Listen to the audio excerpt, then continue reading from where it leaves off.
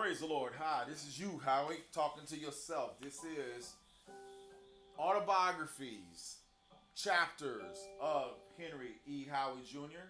We're going to be having different, I call recall moments of my life.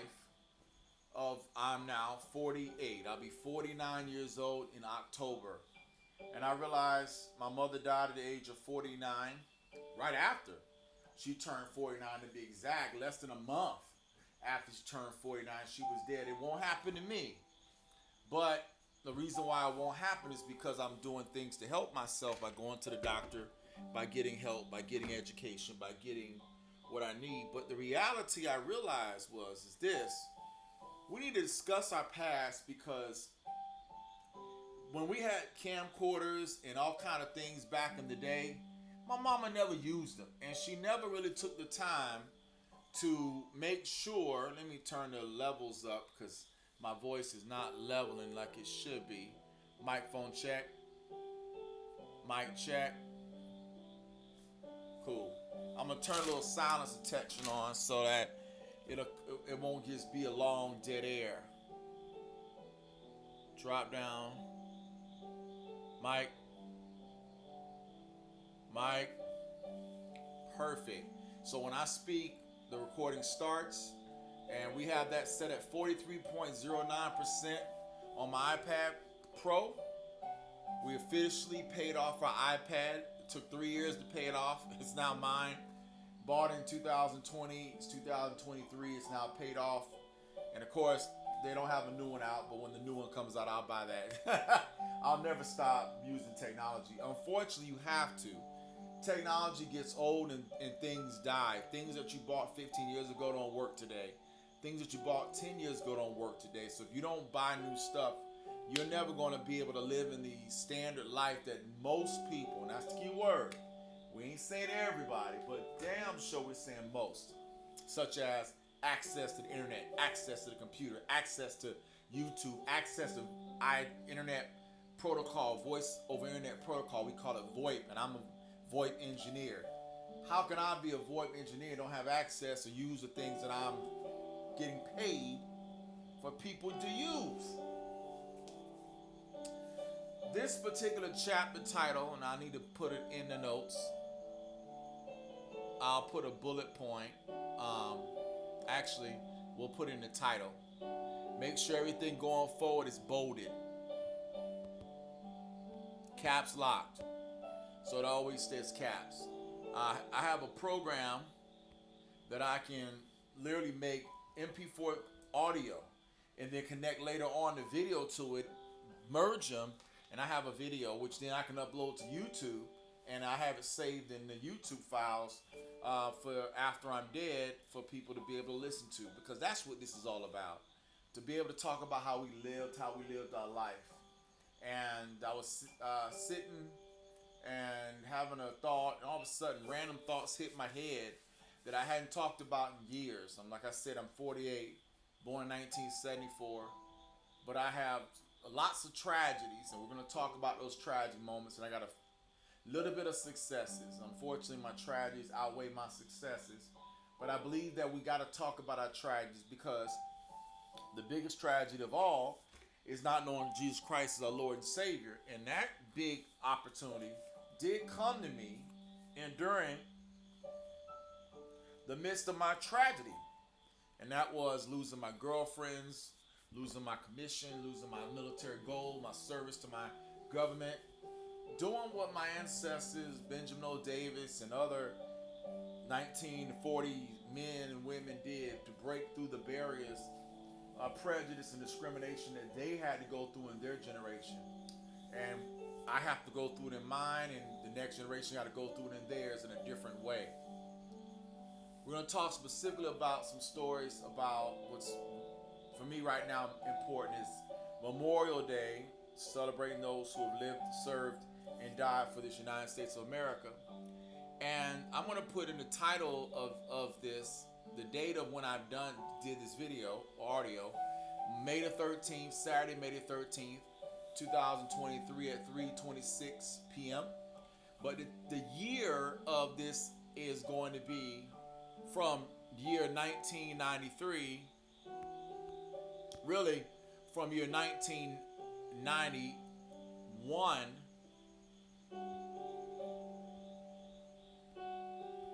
through probably, I'm going to say 2001. I can put that in a good chapter.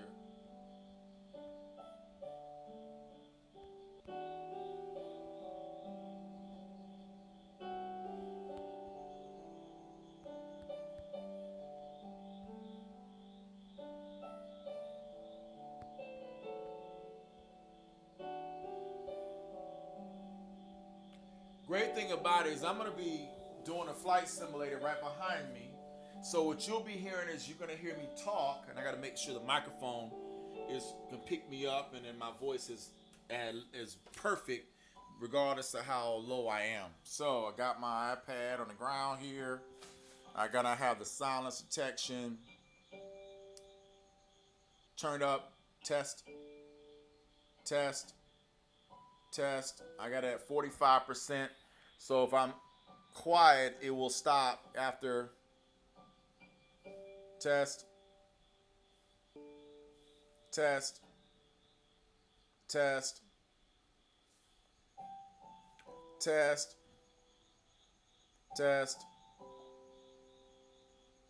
Perfect. All right, I had to set it to 55%. Let me take a screenshot of that. So that what it'll do is that when I stop talking, microphone doesn't immediately stop.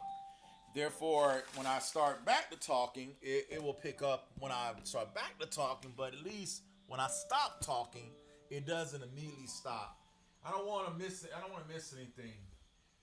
While I'm setting up my X-Plane and I'm playing my flight simulator on this wonderful, it's a very mental, and that's why I need it. It's like chess. It's a very mental taxing process that we all need in order for us to have a job and have life. We need our physical fitness. We need our mental fitness too. And our mental fitness, of course, is playing games like chess, X-Men, games that make you do math, that make you think. Because if you don't, you end up dying. You die first mentally, then you die second physically. As my dogs are now in their little cage, and I'm letting them, because most of the time throughout the day, unfortunately, I'm gone for 15 hours a day due to my job, living 20 miles away, working 20 miles away, and I can't move due to, unfortunately, my credit being destroyed due to job loss over the past 3 years, and so I'm trying to rebuild my credit using the filing bankruptcy method, and I don't care. Donald Trump and many white men do it every day, so I'm filing, and I don't care what you think. I'm not going to let judgments of credit card companies come against me. They're going to come against me anyway, so I might as well file and get some bankruptcy protection by the United States government. But this plan, of course, has got to be followed through, which means I must have a job, and I plan to be working for next 20 years, but we don't know if we'll be in the same job that we're in.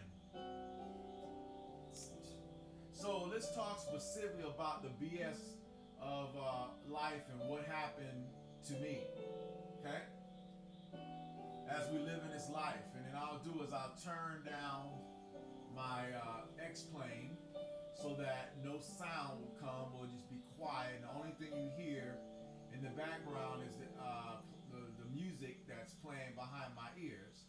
So while I'm flying my X-Plane, and I'm right now flying in Saudi Arabia from a location in the Saudi Arabia airport called OOKE, and I'm flying to OOKB, just on the Saudi Arabia Peninsula with X-Plane 12, the new flight simulator for future pilots. Very, very much one of the best flight simulators in the market, better than the commercial Microsoft Flight Simulator 2020, but Microsoft Flight Simulator is 40 years old, and it's the first simulator for everybody that wanted to fly. I wasn't a person that wanted to fly until I got a job and I had the money to be able to go fly. When I grew up very poor, and so as we now talk specifically about that poverty, we're going to talk specifically about 1991, and we're going to try to ask God to help us remember some of these thoughts that are in the back of my head that I've forgotten to tell myself about. As we are getting older and we are not going to get any younger, so we must do our job. As we're dealing with President Donald Trump talking about holding a rally to save white America and white America bullcrap, well, this is a black man living in white America going through his experiences that God allowed him to fail, and we're here to talk about those moments. The first thing I can say, the first memory that I have is Georgia Military College. And we're going to be going forward and backwards in time. So Georgia Military College was September 93 through June of 95. But prior to going to Georgia Military College, a perfect school for me, a junior college for a poor, I won't say uneducated, but a poor, lower educated black whose mom and dad did not graduate from a 4-year university or 6-year or 8-year university, whose mamas and on both sides and mamas dads on both sides did not graduate from a university. So in essence, I'm the first generation black kid to even go and have a hope to go to college. The problem, of course, was that as God allowed me to go to this experience, the tragedy was that there really was nobody around me to give me wisdom other than a high school teacher by the name of Sergeant Major Sellers. What's going on here? Sergeant Major Sellers.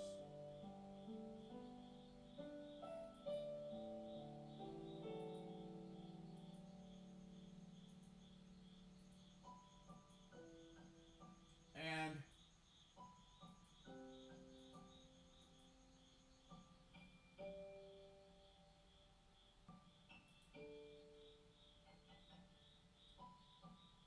Command Sergeant Major Sellers,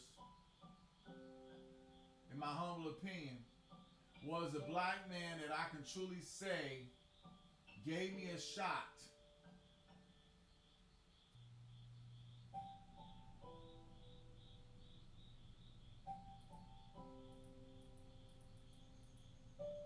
to become somebody special. But unfortunately, tragically, I might add,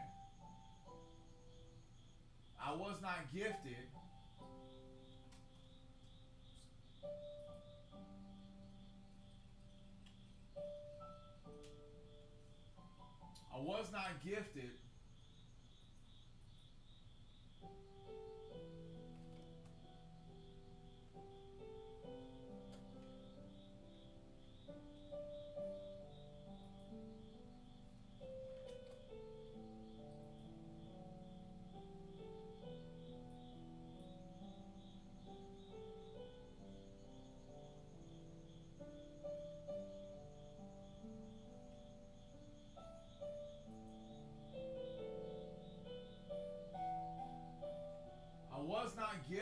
with the ability to be the best I can be. And so we're going to tell you some stories. So in 1991, I got into ROTC at a school called Inglewood High School, JROTC. And this will be 1991. 1991, we went to a school called Southside Junior High. And as I went to Southside Junior High, I was blessed because I was able to meet Sergeant Major Sellers at a school. And as I'll be talking, you're going to hear me kind of slow down and start and slow down and start. That's me because I am multitasking, but I felt like the best way to talk is to be doing something else and just let the freedom of thoughts flow. And of course, I will be able to cut and paste and push things out and make it better. But the biggest thing I really care about more than anything else is just getting out on digital form. Back in the day, we say on cassette. But today we say on MP4. Praise God. So at that time, what ended up happening to me was that was really in a messed up place. And yeah, we're almost close to our airport. We're coming into our airport in a few seconds. And I was really angry, very mad, because I grew up with our father. My dad was pretty much making babies with so many different women. And the tragic part about it was that he didn't really care at all about whether I was alive or not. He made 8 kids that we know of to this day. I say that we know of to this day. The bad part about it was that I'm the second oldest of 8. I have an older sister named Michelle. God bless, or damned, really I can't say God bless. God damned all of us in different ways, in ways that I now know the reason is because of Deuteronomy chapter 28. Deuteronomy chapter 28 is a actual revelation that God shows a lot of us that are aware of the word, that he gave commandments to a group of people called Hebrew Israelites. And the commandments were, if you hearken diligently to the voice of the Lord thy God, and observe to do all that is written therein, meaning the Old Testament Torah. Don't stray to the left or to the right, but go forward and follow. And we're talking 4,000 years ago. Your ways will be prosperous. Now this is, of course, a group of people that did not have the Holy Spirit yet. A group of people that only knew God through the visible, amazing moments that he did in the wilderness. A God that did the amazing things for Abraham, Isaac, Jacob and Esau, and they were twins. And Jacob, of course, is renamed Israel, and under that name came 12 different groups of people, millions of people broken into tribes of Gad, Esau, Naphtali, Judah, there was no such thing as a J, Ephraim, and there's many more tribes, and I'm trying to do my best to study those tribes and to learn them, because I truly believe that it's so important for me, because I truly believe the Hebrew Israelites, one of those tribes is African Americans. Okay? Now, with that being said,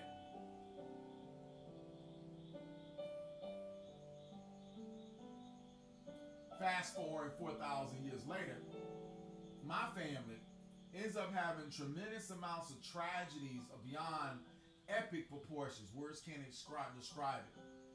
My mother grows up without her father. Typical story that we have today. It's kind of automatically expected for black women and black men. Single parent mother homes, if they are there, dad is gone to the next vagina. But remember, it's also those black women that choose those Pookie and Ray Rays, because only a small percentage of black men having a lot of babies. I am a single black man, 48. 51% of the little 20 million of us that live in the United States, that means about 10 million of us have no kids, never been married. There's 40 million total we call Africans in America. Half of them is 50%. That means 20 million. 50% of that 20 million is single and unmarried. So for all the guys out there that got kids, they're normally having them with multiple women, because the women choose that. The women aren't getting raped, they choose to have sex and get impregnated by the different men or the same guy. Shout out to great Kevin Samuels and his great conversation that he had with thousands of women, asking the same questions and getting the same answers. How many kids does your baby father have? 4, 5, 3, 1, 2. So why are you baby mama number 2, 3, 4, 5? And they don't want to say it, but the answer is very simple. I love the penis. So my mom was the same kind of woman. She loved the penis, and the one that she got with was a man who already had a child with a woman. That woman, her name was Sandra. She ended up tragically, with words can't express how tragic this is, but she ended up tragically becoming a murdered woman, because the man that she loved, she did not keep. They got married, but then it was annulled by the parents. So what ends up happening is that the mother ends up meeting another guy, a veteran, and that man ends up having traumatic stress syndrome, marries a woman that already has a child from another man, so you know it's called the stepdad argument.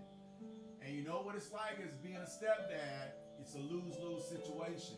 And that's why a lot of guys that are meeting women with kids do not want to marry them, because they don't want to play that game of you can't touch my dad, you can't touch my son, you can't touch my daughter. So, with that being said, as we get ready to now land our flight, we're going to pause and kind of have a little heart-to-heart, because I want to be able to really talk a little faster, because as I am doing a game, my mind might wander off, and I don't want to wander off from this point. And so basically, my mom is a woman that never had a father, typical stepdad, because her mother was a hot sex woman that had 8 kids too. So there's always a pattern going on. And I don't get mad at my aunts and my uncles and my dads because I realize one thing. Deuteronomy 28, it was always right there in our black community. Millions of blacks got the same story. We got the same story of mama having 4 kids from 4 guys. We got the same story, grandmama having 4 kids from 4 guys. We got the same story. And without getting into the specifics of which grandmama had 4, which one had 3, the fact of the matter is, we love sex and women love having babies. So, Sandra was murdered. That's my dad's first wife, the one that my dad should have never divorced, was murdered by her second husband, i.e., probably due to jealousy of the first husband. We'll never know, because not only did the man murder Sandra, he killed himself in a suicide. So both of those people are gone and they can't speak from the dead. But how many times do we hear about domestic violence in the black community? We go, yeah, there's another one. I hear it every day. And I realize the root of it is Deuteronomy chapter 28. So my mom gets with my dad after my dad, of course, was getting with other women, and my mom was just one of the ones that fell. She gets impregnated by my father prior to marriage. Typical story we have today. Today we have the story of baby mamas. And as Kevin Samuels will argue, women prefer now to just get a baby and live the rest of their life. And we know that once a woman reaches 50, the odds of marriage is like 0.111%. It's very, very low. Whereas with our white women, it's 50%. 52% to be exact. And so it's a tragedy, because the same women are the ones, black women, are the ones that came on Kevin Samuels' show, the late great Kevin Samuels. Look him up on YouTube and you'll find out who he is. Saying to Kevin, I would love to be married. I would love to be married. I would like to be married. I would like to be married. I would love to be married. They never said I want to be married, because deep down inside they did not believe they could. And I get it. For a lot of us, we don't believe we can. And faith is a 2-part household. It's a belief, but it's also a reality. What did your mom and dad experience? What did your mom and grandparents experience? What did they teach you?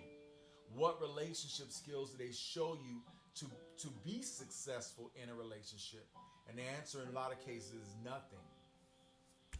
So my mom gets pregnant, but ends up having a miscarriage, a tragic miscarriage. But she then follows the man that she got impregnated by, because that was her first sexual experience, as millions of young girls in the 1970s were like. Today it's not the same, but back then it was huge. Sex, even though we had the 1960s white liberation sexual Woodstock movement, it didn't hit the black community until about the 80s and the 90s, and now it's blown us up. So my mom, of course, fell in love with this guy. Obviously, he was good having sex. He already got a woman pregnant, already has a daughter with that woman. That woman, of course, was murdered by her second husband, and then her daughter. And I want to make sure I missed this point. That woman, Sandra, had another baby. So she had a baby for her first husband, had a baby for her second husband. The baby was an infant. The baby was in her arms. The baby was at their house, the same house she grew up in, which was off of Lincoln Circle South, right down the street from my grandfather's house on 56 Lincoln Circle South. The house that I used to go visit when I was a young kid, the one that my mama went to and said, oh my God, I got to marry this man. He got a great father, which my dad's father was phenomenal. That's the craziest thing.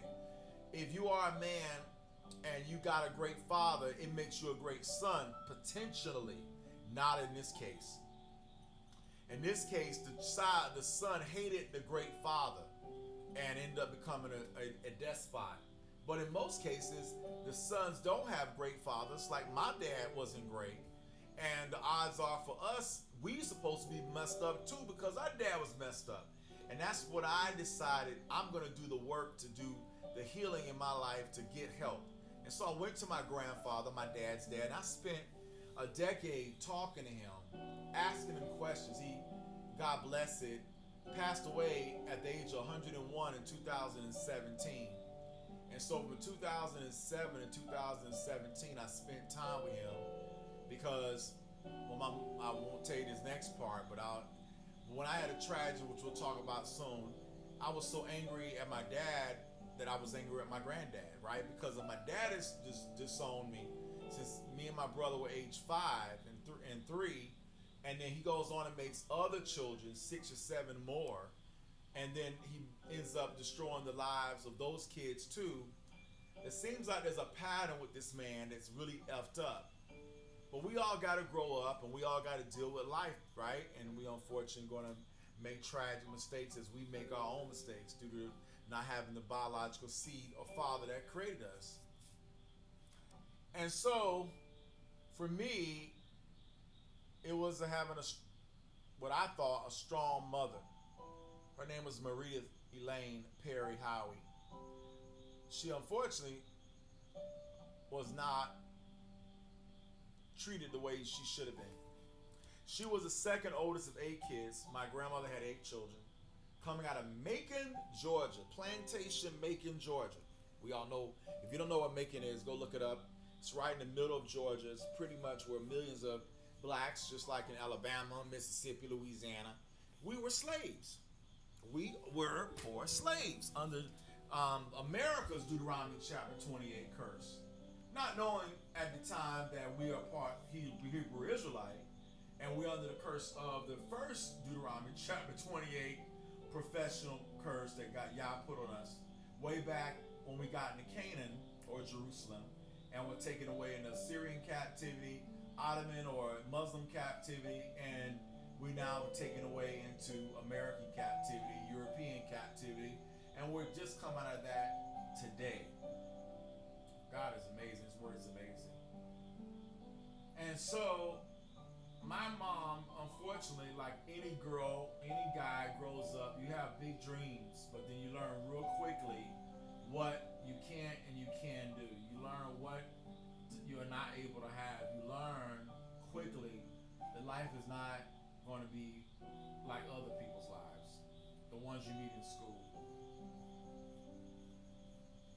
So my mother, God bless her, sweet soul, she really tried to be what we call the father and the mother to us young boys. And we were lucky, we were obedient to a fault. And also, that obedience has its benefits. But I still rebelled. And the thing of rebelling was, it always happens late. Until you understand the why you shouldn't rebel, you're going to rebel. And a lot of the black family and a lot of the black parents back in the day would say to us, don't do as I do, do as I say. Do as I say, not as I do. Unfortunately, we as adults or young adults look at our parents and we're judging them accordingly and say, wait a minute, you said to do this, but you didn't do it. But then we dare not stand up to our parents because they slap us in the face and then a lot of times for the black community, where else can we go? If our mama kick us out, can we go? Our dad is gone. And we don't want to lose our mom. We already lost our dad. So we put our mom on a very big pedestal, almost godlike, deity-like. Black women do it and black men do it. Black men do it and have different outcomes than black women. So I put my mom on a pedestal, thanking her for being my mom. But in reality, I shouldn't thank her for being my mom. She had sex and had a bait and had me by sucking another man's penis and enjoying his sperm. So what do I need to be thanking her? If anybody be thanking, I should be thanking Yah. But in the black community, we really put our mamas on God status. And that's why in the black community, our mamas can live 75, 80 years and be treated almost like a queen. And the boys and girls that grow up to become adults be shrewd because they never stand up to their mom and say, Mom, you were wrong. And their mama never stand up to their children and say, listen, I was wrong. I think if parents really apologize to their kids when they're in their 30s about what they did when they were 5, 9, 13, 17, 18, 28, because we see it, we remember it, we watch it, we meditate on this stuff 30 years later. I'm going to be talking about things right now that happened to me 30 years ago. And they were put into my brain and my memory, but I suppressed them, and all of a sudden, one memory will unlock a door to thoughts that I ain't thought about in 30 years. And that's exactly what made me decide to make this audio MP4. So, speed it up to me, and this is my autobiography, not my mama's autobiography, not my uncle's autobiography, not my dad's autobiography. Even though I'll talk about them, but they're, my dad is 76. He should be dying soon. He's pretty much, when he did song, that's it, 5 and 3. He moved on about his life. He actually said to me on an audio phone call back in 2013, I asked God for forgiveness, so I don't need to come to you and ask you for forgiveness. I don't need to come to all you kids that I created and ask you for forgiveness. I already asked God. How BS is that? And I'm going to try not to curse, because I'm a pastor and a minister, but I get angry, righteous anger, when I hear crap like that. So I have an older sister named Michelle. She's now 51. I'll be 49. She's 3 years older than me. I have a young brother named Damien. He is 17 months younger than me. He'll, on May 29th, coming up Memorial Day weekend, it's coming up, he will be turning 48. It's also 2 days later, his father, our father, for all 8 of us kids, our dad will turn 77. I have a younger brother named Marcus. I don't have any relationship with him. I remember him when he was young, when he was like maybe 10. As you know, we have brothers, but we got different mothers, and neither our mothers were close. And I mean, why would they be? I have a sister named Jasmine, another brother named Emmanuel. I have a brother out there that my father conceived but never claimed way back in 1976-ish, around the same time my brother Damien was born or conceived in Richmond, Virginia, because he was cheating on my mom, and my mom, that was the straw that broke the camel's back and made her leave Virginia, a place of Robert E. Lee, a place where nobody wants to live, a place that's like slavery central, the Confederate capital of America to this day, and go back home to Jacksonville, Florida, and try to make something out of herself. Again, she was doomed when she was born. I was doomed. I think black people in general are doomed when they're born.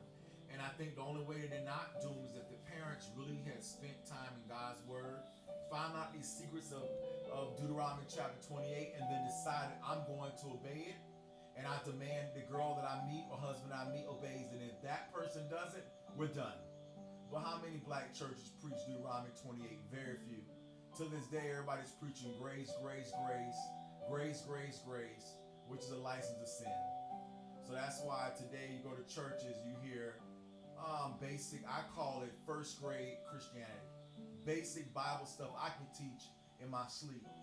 And God's word is PhD, master's degree levels. Takes 40 years, 70 years, 80 years to master.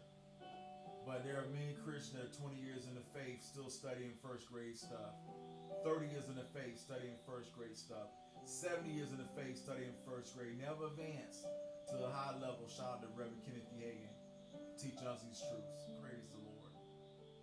So 2 Timothy 2:15 is a secret. The studies show yourself approved, not nobody else, but yourself approved unto God. A person that's not ashamed, rightly, not wrongly dividing the word of the holy truth. The word of God is the standard first, and then the other things of the world. So my mom, after having me and my brother in races Richmond, Virginia, she then leaves. At this age, I was about 8 years old. Damon was about 6. To go back to her Jacksonville, Florida, to basically start over. She had, of course, graduated high school in 1970, and she met my father in 72, and then, of course, I was born in 74. And Damon was born in 76. So you can see that she went straight from the house to the bedroom. Today, that ain't gonna happen. Black women are like, I'll go from the club to the bedroom, but I'm talking about marriage bedroom. Today, women are not, black women in particular is what we're talking about here, aren't getting married. And the ones that do get married already feel like they're going to be divorced. And they file. They're the ones that, 80% of the time, they're the ones that file due to irreconcilable differences, which is a bunch of BS crap. But there's a lot of people that should never got married in the first place. It's a double case, first off. An ignorant individual shouldn't get married. An ignorant individual, God's word, especially the Holy Covenant word of the Torah, the Pentateuch, the prophets, the New Testament, shouldn't get married until they have mastered the word. But how long can you study God's word before you say, I'm ready to get married? That is the $64 million question. You don't have, everyone's different. And I can't answer that for you. The problem, of course, is that once you get married, there's no guarantee a person's going to want to follow God. And a lot of times, people marry people that don't want to follow God. Neither one wanted to follow God, or one did and then one didn't. And so both of those scenarios end up in a divorce. But without going down that rabbit hole, we're going to talk about me and my autobiography. So back in the 8th grade, I found what was called junior high. And I found football, and that was the first time I played football. We were poor growing up. I'm the oldest of 2 boys in my mama's little section, because my father was making babies with all these different vaginas. He loved vaginas. But for my mother, she pretty much became my father and mother. We obeyed her, tried our best. I was a latchkey oldest, so I'm staying at home, trying my best to take care of my younger brother. So I have really no friends to this day, because growing up being the oldest, I couldn't make friends. I'm always thinking about Damien. Given my mindset, because mama put that burden on me, as every mama puts that burden on the oldest due to the dad is gone. So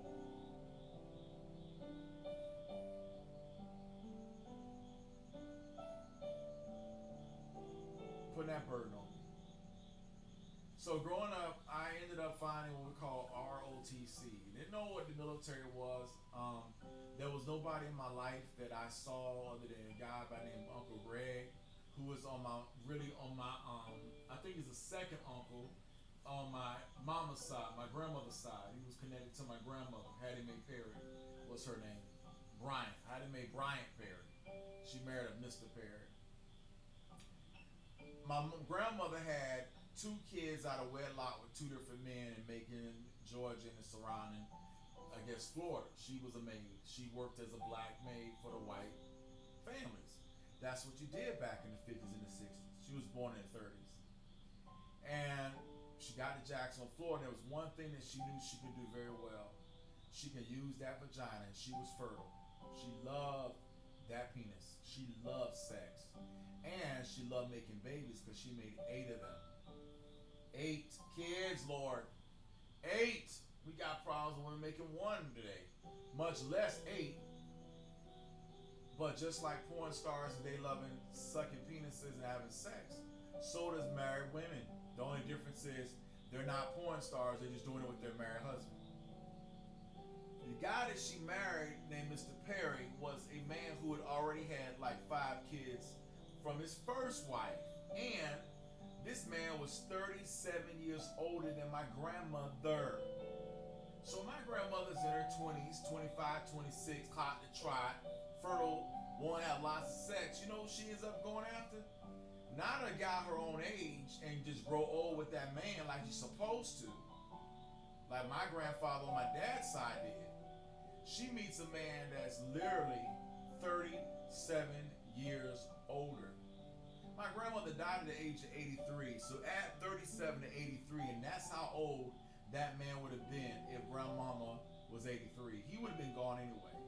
It's like, and so I'm 48, and it's like I refuse to have any relationship with anybody that is 20 years younger than me because I understand the truth.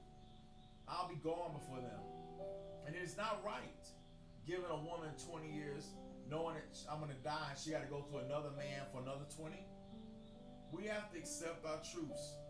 And Deuteronomy 28 curses on my mother, on my father, on me, on Damien, on all my brothers and half brothers and sisters. And there are unfortunately truths you got to accept even in the midst of knowing these truths about the curses. I don't think it's the will of God for me to have children. If I could meet someone at the age where I was young for us to grow old, and I couldn't because, as I'll tell you stories, I had no help, no wisdom, no man, no masculinity, no teaching, no mentorship. My mama couldn't tell me how to find a woman. She barely knew how to find a man herself. My grandmama married a man that was 37 years older than her and died when I was 4 in 1978. Failures, y'all. Failures. My aunts and my grandmother had at least, I said, 8 kids. 5 of them were girls, 3 were boys. All of the kids were tragedies, though. These are my uncles on my mother's side. Tragic magics, like they said about Magic Johnson way back in the 1980s when he lost his first championship. Except the loss that we experienced is a real life loss, not a basketball fake game loss. And so my mom made the best that she can do with what she had. And so what ends up happening is she meets the first man and she comes out of Eugene Butler High School. It's a black segregated high school. It's just the last segregated high school in Jacksonville, Florida before they desegregated in 1971.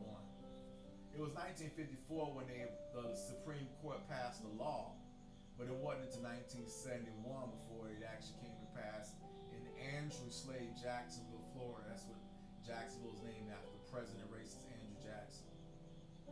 And so, slave owner, I said that right. And so for me, growing up at my earliest really recollection will be about 6 years old. Lane Avenue. My mom moved to a place off of Lane Avenue. And I grew up and I was born with a deformity. My mama did not have a perfectly healthy child with all parts. So I had to have a surgery to try to fix this deformity that I had. My brother was born with the deformity as well and ended up having to have surgery. He almost died. He ended up getting spinal meningitis too. And my father did not want to give medication to my brother because he was a Nation of Islam and hated all white people, and even white doctors hated. He didn't want to work with them. I mean, you see how crazy Nation of Islam and just the black people can be. I mean, even I would not be that ignorant. I may not be in the same faith as you, but if I got a child, I'm going to believe in the Hippocratic oath that a doctor's here to help save my life or my kids' lives. So my brother ends up getting a deformity, we call learning disability, and it's affected him for his entire life. He's 48 years old, and tragedies that he's made in his life, tragedy would never have to happen if my father not done what he done. But remember, Deuteronomy 28, sins, curses, that's the root of these choices that we make. So from my mom raising me and my brother the best way she could, which I have to say, thank you. I wish it was better, but you know what? As they say, you can't ask for your parents. You wish you could, but you can't. And so you just got to deal with what's going on. And so for me, Lane Avenue was a place my mom moved in right near where my grandfather lived off of Sutel Drive, Lincoln Circle South, right off of Old Kings Road in Jacksonville, Florida. This was the prestige black section of Jacksonville. My grandfather was a prestigious black man. He worked for a railroad company, but he was the best of the poorest blacks. You know what I mean?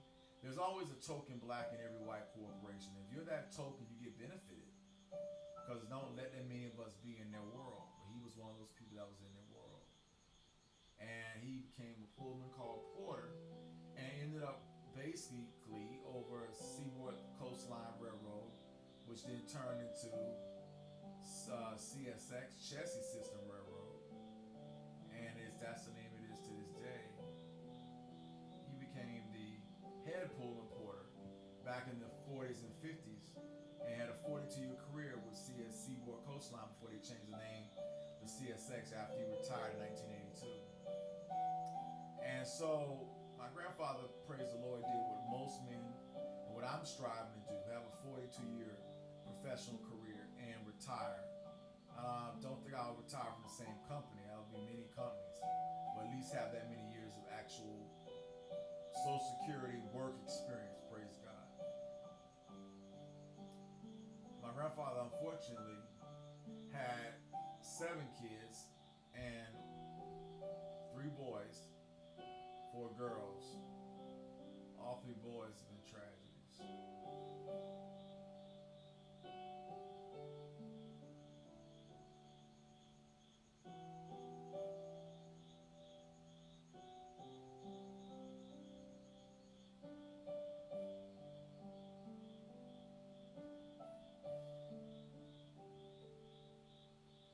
I'm meditating as I sat back and thought. My mind just went back to some memories I just didn't think about just now.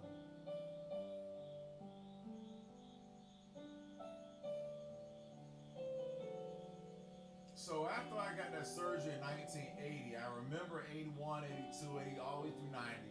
That is what I consider from age 9 all the way to about 16.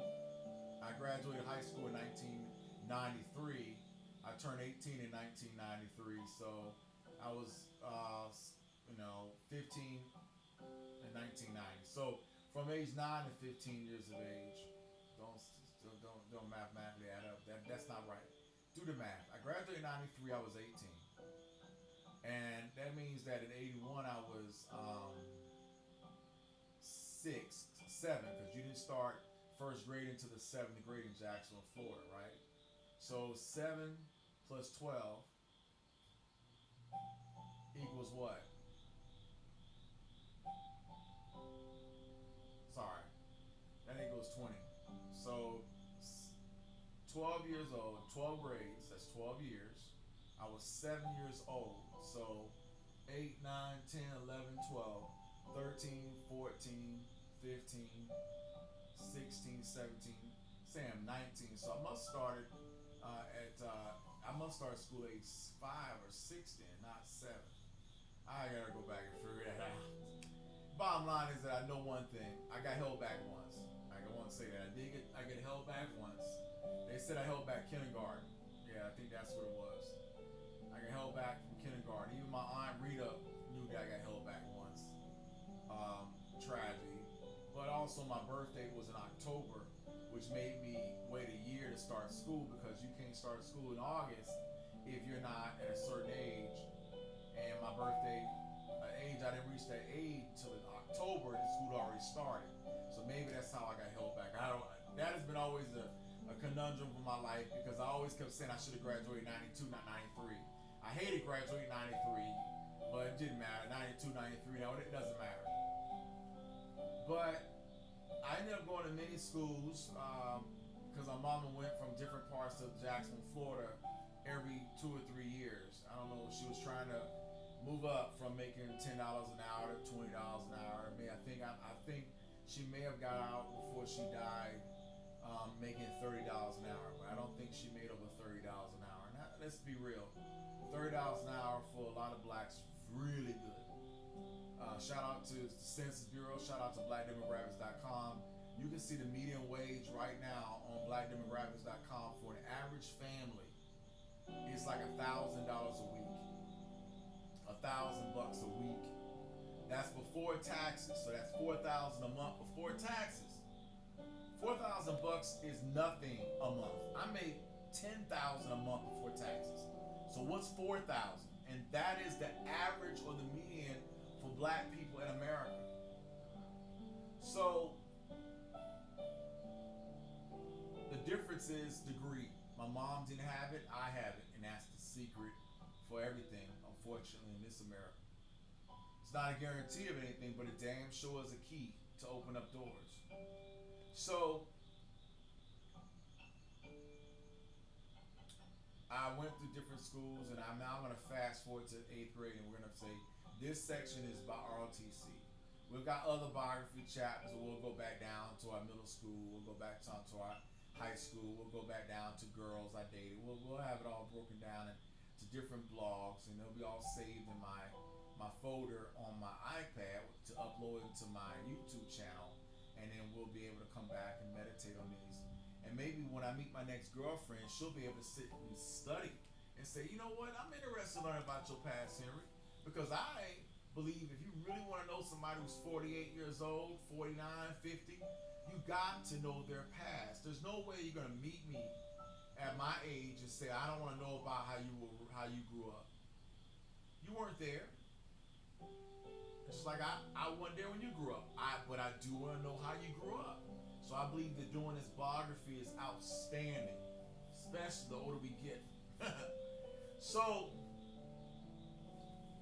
ROTC, in the 9th grade, I saw these soldiers that were 1 year older than me. They were in the ROTC, and back in those days, you had to be in the 9th grade to join ROTC. So while I was in 8th grade and I was in the band at a high school called Southside Junior High School, I was twirling these rifles. I didn't know how that would open doors. And because we could not be in ROTC in the 8th grade, I joined what we call the Flag Corps. And guys twirl these rifles and the girls twirl flags. Today, that's kind of considered homosexual. So I don't want any guy to ever join no Flag Corps. But back then, homosexuality was something that was a no-go. Those guys were shunned, and I know they dang sure didn't show their head in public. It was a better time back then. Now the LGBTQRSTV movement trying to make transgender homosexuality normal, I hate them, and I curse them in the authority of Christ, and I speak against them. But can it change the world? No, because God said the world belonged to what? It belonged to man, and God, or the lowercase God of this world, Satan. So the remnant of us that are Christian, we're going to live that the right way. The rest of the world's not, and they'll pay the price. So in the 9th grade, I see Sergeant Major Sellers, a guy named Henry L. Sellers.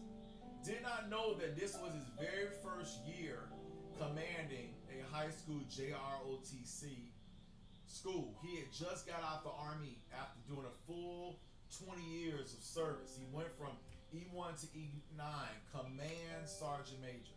And the high school he picks is called Inglewood High School in Jacksonville, Florida, off of Barnes Road. I didn't know at this time that this guy was brand new. I had no clue of uniforms, but man, I saw those uniforms and I was like, oh my God, I want to be that. And I know now why. I had no father figure give me any type of masculinity. And when I saw the masculinity of wearing those uniforms on Wednesdays, and I saw the 9th graders, the 10th grade, because this is a 4-year program. So here I am in the 8th grade, and I'm seeing 12th graders, 10th graders, 11th graders, 9th graders, and I'm like, oh my God, that's the future. In 4 years, I can be the battalion commander of the high school. Yeah, man, I dreamed it. I sure did in the eighth grade. And so I joined ROTC in the ninth grade, and at this time, Inglewood High School was a junior high, and they separated in 1990 high school from junior high school. They had a way of saying, okay, junior high is a high school, but it's a junior high school. And then they have what we call a senior high school. I know. So senior high school was 10th, 11th, and 12th. Junior high school was 8th and 9th.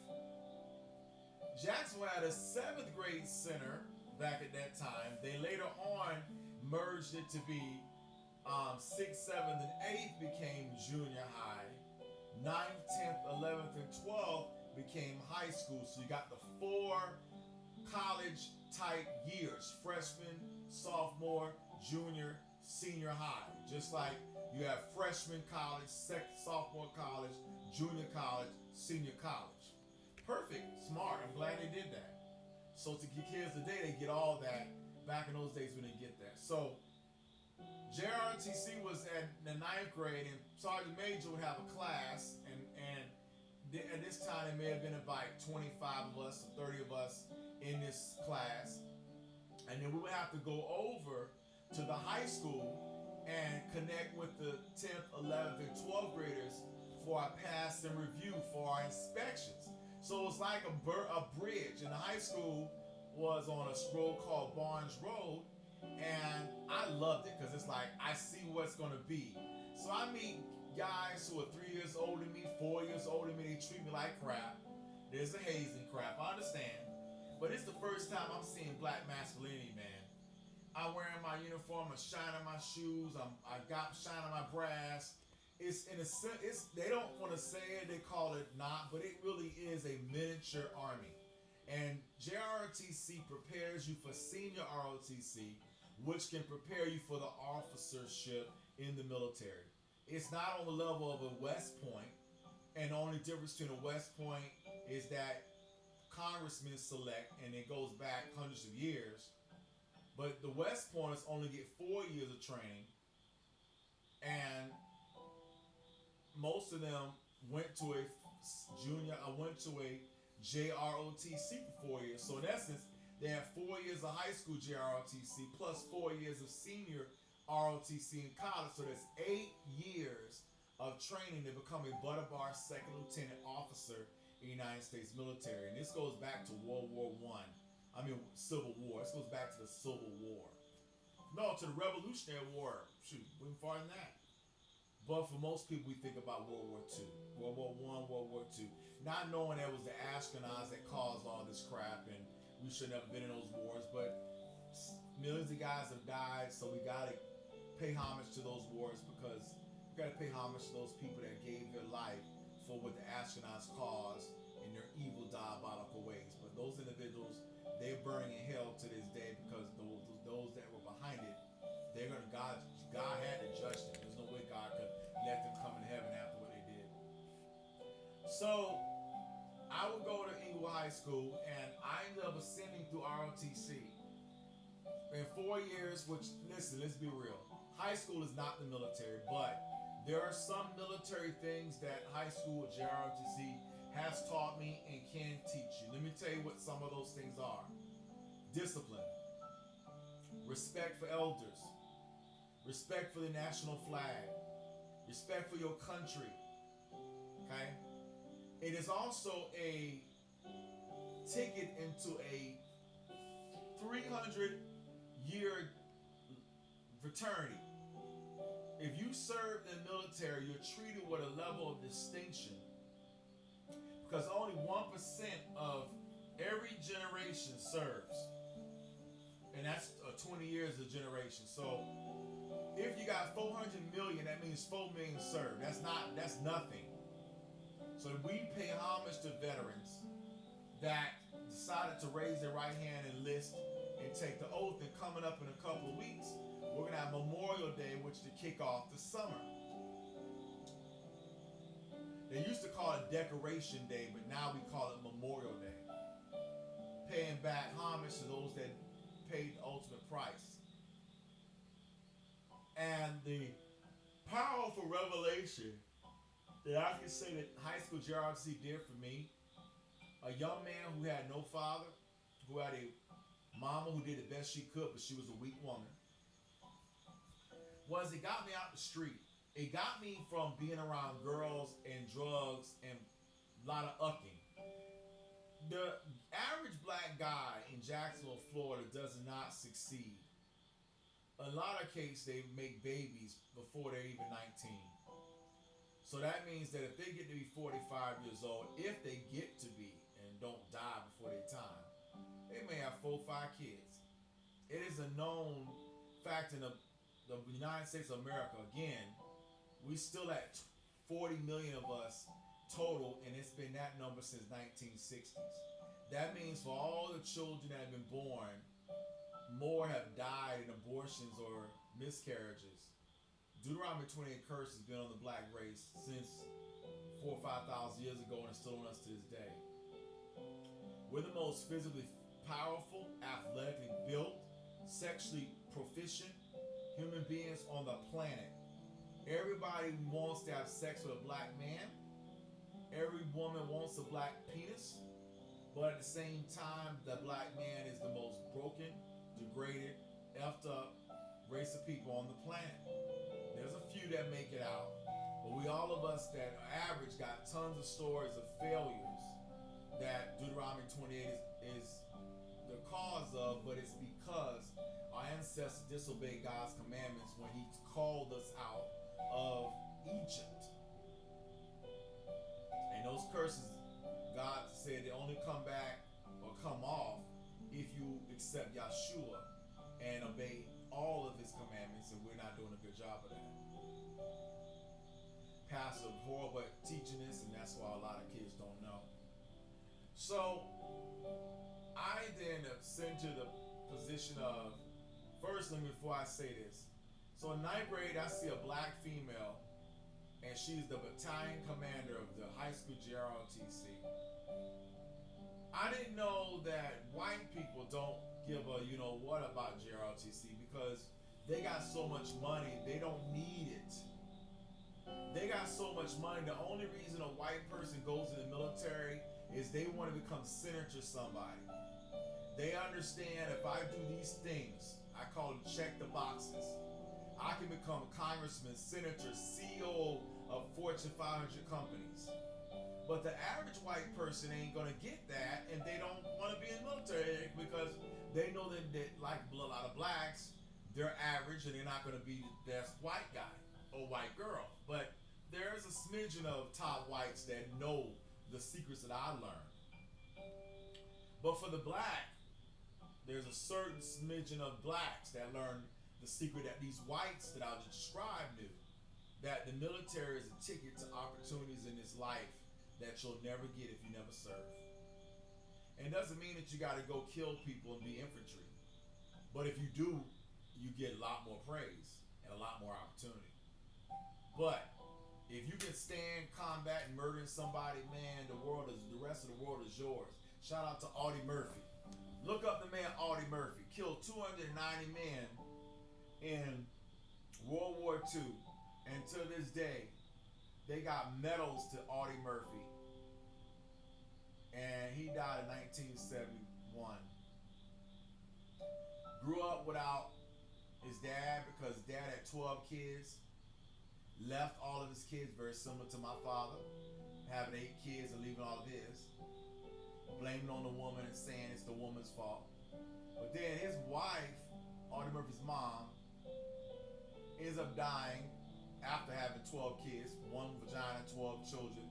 Takes a toll on your doggone body. She dies when Audie Murphy's 16 years old. My mom dies when I turned 25.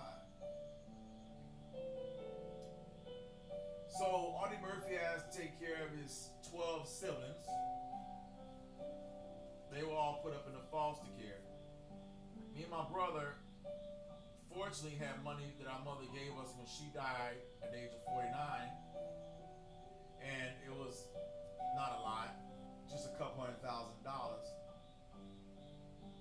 But God gave Damien a good start, but he was undereducated. He had no college degree, and he had no high school degree because he had, as I said earlier, a disability. So the degree or the diploma he got is called special ed diploma. What these diplomas really do is they just placate blacks. And a lot of black people in the special ed today, and it's just about tantamount to going out and withdraw. Might as well withdraw. I mean, my brother can't do nothing right now. He can't go to college if he wanted to because he had to get what's called a GED, which he had the chance to get, but he didn't want it. And now he's 48 years old and he's got 3 kids with a woman that he said he loved, but couldn't work with, Deuteronomy 28. And that woman filed for divorce, Deuteronomy 28. Raising 3 kids, Deuteronomy 28. And my brother ends up having a mental breakdown, Deuteronomy 28. Ends up losing because he got kicked out of the house because he had moved in with her because they're married. And now has got to battle the courts to not be put in jail for not paying child support. Deuteronomy 28. But guess what? My father had the same thing. The difference for my father was he ran for 40 years and never paid any of his 8 kids' mothers a dime. Deuteronomy 28. And my father's father was a outstanding, hard-working black man of 7 children. Gave my father everything. He didn't have to want for nothing. Neither did my father's siblings want for nothing. All of them were able to go to historically black colleges, graduate, and have great jobs if they wanted it. The ones that didn't were their own choosing, decide not to. My aunt Dolores and my father. But the remaining 6, phenomenal. I mean, the remaining 5 of my aunts and my uncles on my dad's side, man, they had it better than my aunts and my uncles on my mother's side. It's like night and day. And what's the difference? On my dad's side, it was a black father that did a great job being there for his family. On my mother's side, it was a mother who kept having sex with Pookies and Ray Rays and had to choose a man that was old enough to be her father to be her husband. Nobody should marry anybody 37 years older than them. That's your dad's age. You don't marry your dad. You don't marry your mom. Deuteronomy chapter 28, y'all. So why would I not expect me to experience Deuteronomy 28 in my life? Now that I can go back and again, when I'm a young kid, all this information I wasn't aware of. I'm just living my life. I wasn't asking mama how you were raised, and I dare not ask my mama those hard questions. Slap me in the face. Well, mama's dead, and I had a lot of time to sit back and watch, and I watched the outcomes of my older aunts that are now in their 60s and 70s, and I see the tragedies. I see Deuteronomy 28 on their lives. And it just shows you that the apple don't fall that far from the tree. And some of them the most religious, I repeat, some of the most religious people in the world. So that's why I strive not to be religious, not to go to church 7 straight years in a row without missing a day. But know the word better than those people that go to church 30 years in a row without missing a day. Be a skillful student of the word, knowing the meat of the word, not just the milk of the word. Hallelujah. So I graduated from high school, voted most likely to succeed in my class. I have a very average GPA of 2.7, so I can't get into West Point. I was horrible at taking tests. ACT, I got a 730. But the reality is, growing up, we didn't have books in our home. My mama didn't force me to go take Kaplan courses, to learn how to take tests. And even to this day, I have a hard time taking tests. I got to take tests now to get my Cisco Certified Network Practitioner exam, and I've been procrastinating on that for like the last 10 years. Because when you fail, it really hurts you. But I fought like hell, and I finally got to college, and I finally graduated. with that 2.7 again. See a pattern going on here? Yeah. And so what ended up happening is I turned some heat on. So, because I'm talking right now and I've got to make sure my throat won't get parched as I'm doing this biography. Let me turn some heat on real quick. And so my high school was phenomenal. It was a white high school named Inglewood High School. And again, in the Jacksonville, Florida, it was desegregated. The segregated towns, areas, predominantly were blacks were put in the north. So anywhere north of Jacksonville, all the blacks were funneled north. That's the worst part, the worst land. The great land, the best parts of Jacksonville were always south. So the whites went south. So there were two schools in the black area of the north where my grandfather lived. And they were called Rains and Reebok. Rains and Reebok. Rains and Reebok. I wanted to go to Rains and Reebok.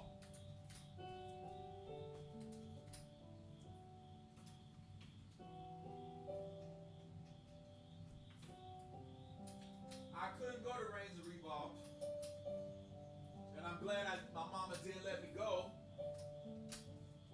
Because the vaginas and the women out there would have tore me up. What you expect? You're a black boy. You had no father.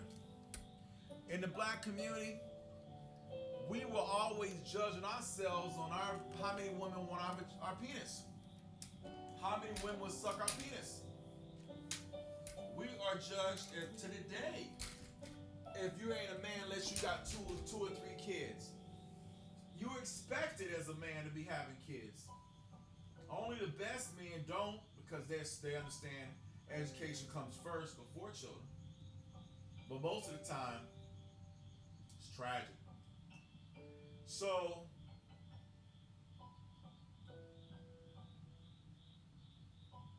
the heater didn't come on. 1 second. And so, what ended up happening was, I had my first interracial relationship. Met a girl named Lily. She was a brand new student from Romania. Could barely speak any English, so I stupidly picked her. She didn't know anything. She didn't know any better. She was new to America.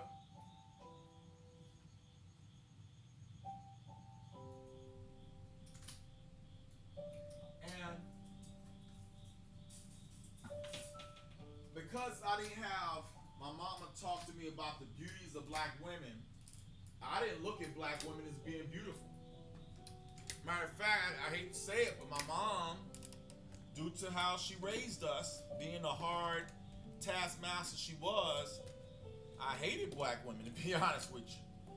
I didn't find nobody redeemable in my community as a black woman other than maybe my Aunt Cindy.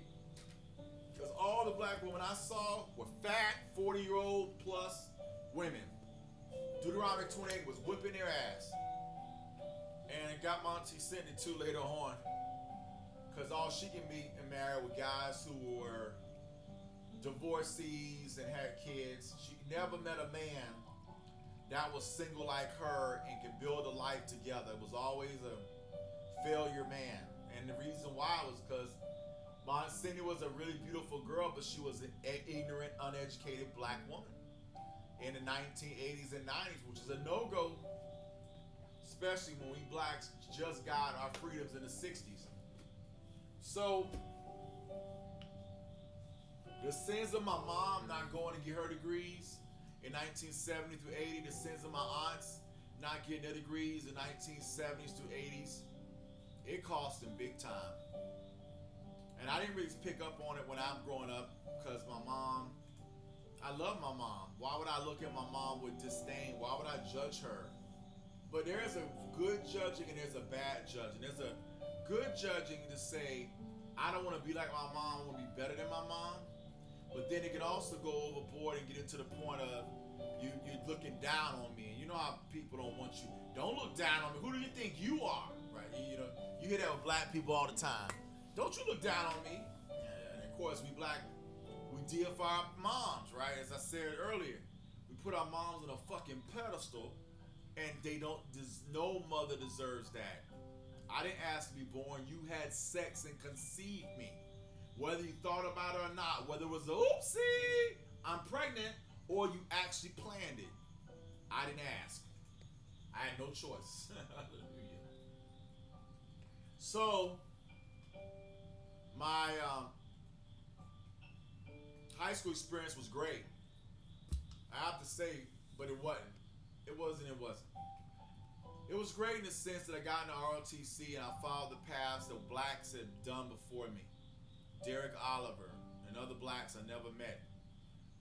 Because my high school, unfortunately, is now a low-tier, low-class high school that doesn't have any legacy. So we don't have any reunions or anything going on. It was basically a middle-class white neighborhood called Barnes Hill, Barnes Road. That's the neighborhood. And I went online and Google and looked up the area to this day, just early this year to study it, because this is 2023, and as of this year, it hits me in multiple ways. But this is May, and school graduates in June, right? In June of this year will be high school graduations for all kids in high school. It'll be 30 years this June that I graduated from Inglewood High School. And so to make this blog is kind of amazing because growing up, when I heard people say I'm going to my 30th anniversary, I'm like, what? Now I realize that ain't a long time. 30 years is nothing. But it is a long time. It is something.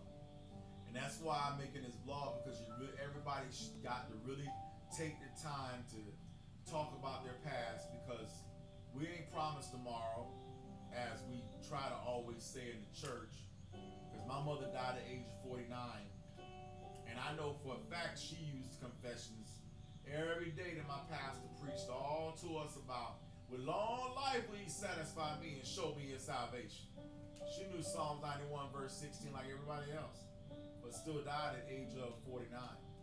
So my point is, we can confess the word all day, but there's no a guarantee that you're going to get exactly what you confess. So you got to make sure you do everything to prepare if something happens, and get right with God, so that if something does happen, you know where you're going. You know you're going to heaven. So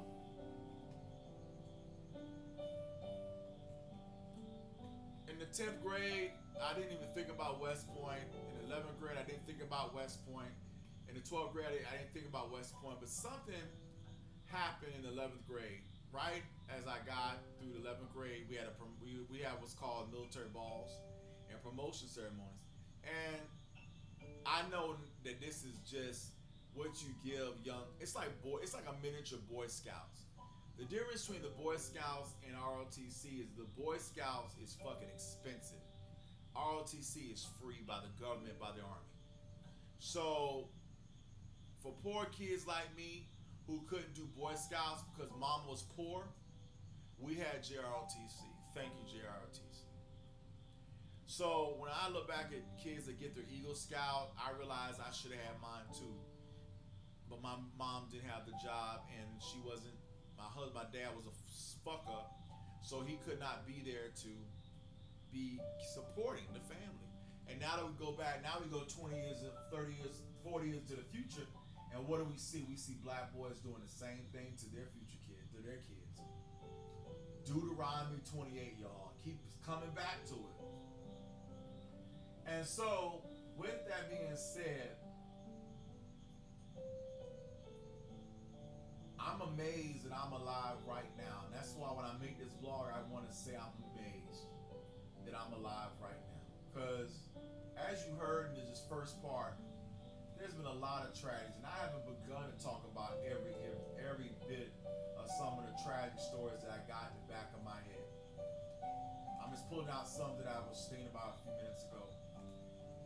And so the first story I want to pull out is, after I, flunk out of passing the SAT and the ACT, so I couldn't get into a 4-year school, I knew that junior college was the only way. I just think about what's college. There was one in Jacksonville called Florida Junior College in Jacksonville, FCCJ. And I was going to try to go there, start from zero, and work my way up. High school, I didn't really give 100%. I didn't give 50%. I probably gave about 70. I mean, I wasn't getting F's, but I wasn't getting A's. I was getting C's. So I was 70%. And that's all you need to do. That's all you need to pass. Just give me C, and you can go. You can pass. So that's wrong, but that's how I lived. I wasn't a guy that had learned how to shoot because my mama never took me hunting, because she is a woman and she don't shoot.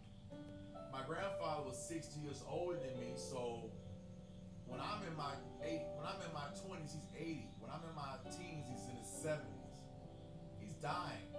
I'm not saying he's dying, but I'm saying 70-year-old men don't act like 40-year-old men. My other grandfather, I never met because my grandmother never told my mom who her biological father was. So in essence, she lied and made her daughter, because her daughter was a baby and had no ability to stop it. She got with a man named James Perry, and of course they signed a birth certificate, and then he adopted her because he already had 5 kids from another woman. So what difference does it make adopting another woman's 2 kids? Shit, I've already got 5 others. And because he wanted that vagina, and then ended up having 6 more babies with my grandmother. That lets you know how beautiful my grandmother could have been if she had got with the right man. Except she got with James Perry. Her fault. Can't blame it on the man only. Women have an equal responsibility for who they choose to sleep with. And the funny thing about it was, God let her say something to me right before she died. My brother got married in 2013. And my brother met a woman that he randomly saw and said she reminded me of his dead mom, my mom.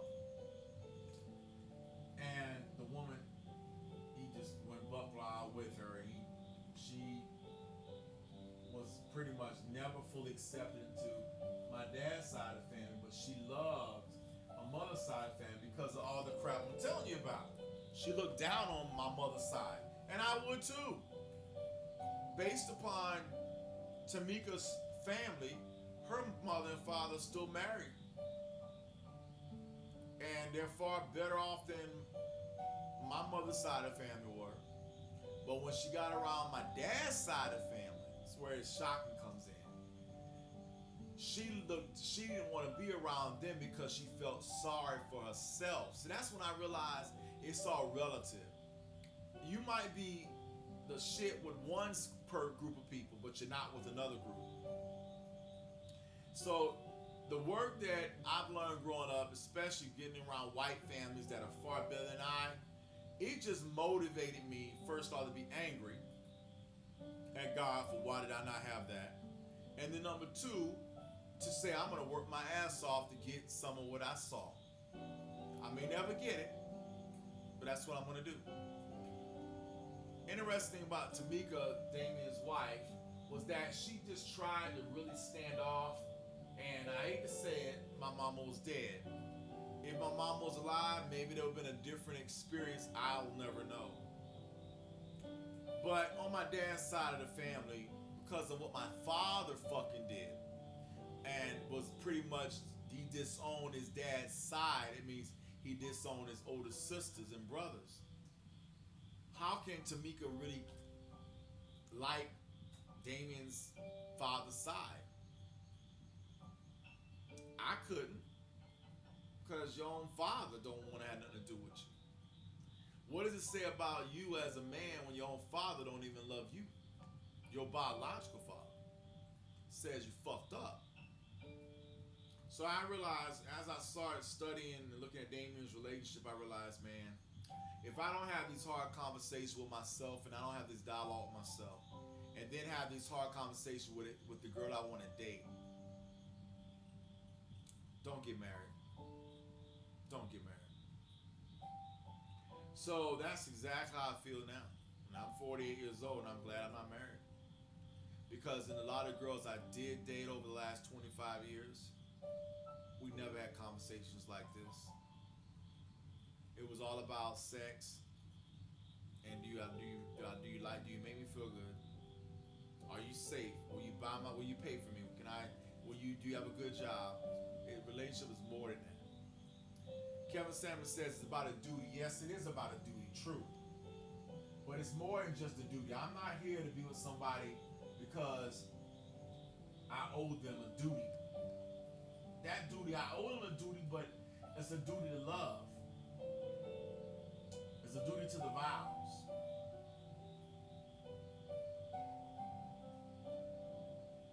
So I ended up graduating in 1993. Prior to that, I ended up going to basic training. A thing that I thought this short guy would have a hard time doing. Come to find out, I made it through. I was 5'5" all my life. Most soldiers need to be at least 5'8", 5'9", 5'10". I wasn't gifted with that. My grandfather was short, my dad was short, I'm short. So I ended up going to base training. When I went to base training, I met a white woman who was from Tallahassee. She was a very nice white woman.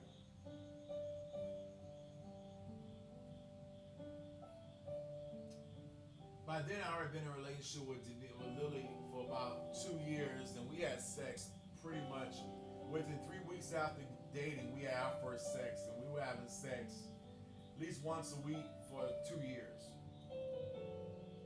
She ended up leaving me in the 12th grade right before I went to base training, which is weird. Right before, and I didn't do nothing wrong to her. I gave her my cross, and that's like giving her my class ring. I didn't have enough money to get a class ring back in those days. And 12th grade, she wore my cross on her neck every time I saw her. And then we graduated, and at that moment I was so angry because she broke up with me. I didn't want to fucking be with her. I didn't give her a second chance. I didn't make up. Maybe that was the wrong decision. Maybe it was. But we high school kids do some stupid crap. We really do. I wish I had a father to help me make that better choice.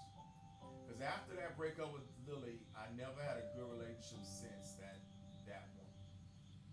Since that one. This is why fathers are so valuable. Good fathers. Good prepared fathers are so valuable.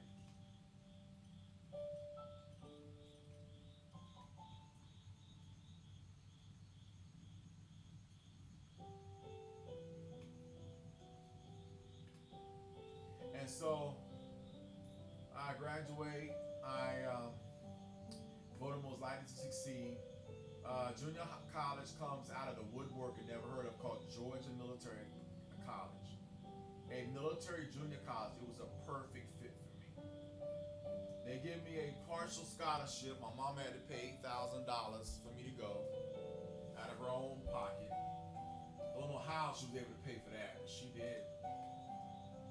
I had to live in a dorm that was 920-something years old. We had no access to a car. I had to catch a Trailways bus or a Greyhound bus to Macon.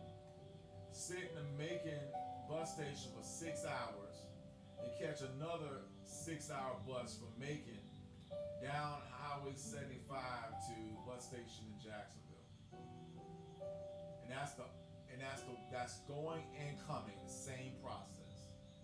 Had no friends that I knew that could take me except one white guy. Let me sit in the back of his flatbed truck in sheets as the cold air of the car of 70 miles an hour runs over me. Laying on my back for 7 hours. Going down, doubling on Highway I-16 to 95 to my house. And that was the way to go home instead of doing the other way of sitting for 5 hours. It was a fucked up experience, man. And I'm going to cuss now.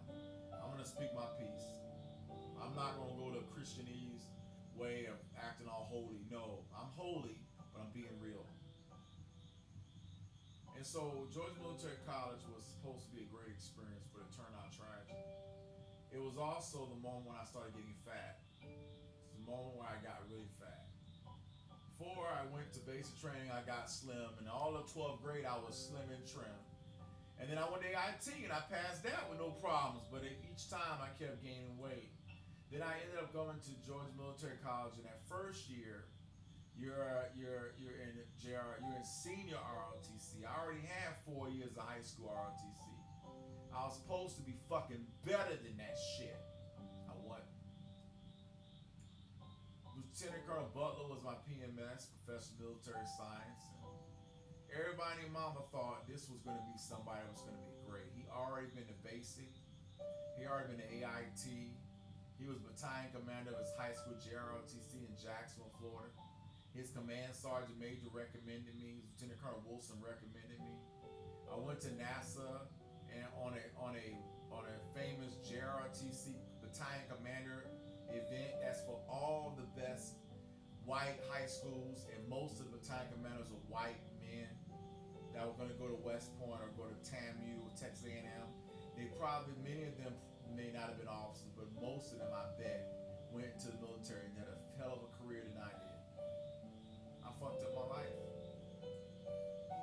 I couldn't see what was in front of me. And so I'm angry, I'm feeling jealous, I'm feeling mad, I'm feeling depressed. All I want to do is get back home to Jacksonville, and that was the worst motherfucking thing to ever do. I should have never went home. That's why I didn't go back home the second time. After I left Jacksonville to go to Rhema, which I'll talk about in the future, I never went back home to Jacksonville. I'm never going to go back. I won't be buried in Jacksonville. But when you're young and you're ignorant and don't have father figures, you don't get that wisdom. So I ended up meeting a couple of women. A white girl in my second year I started sleeping with.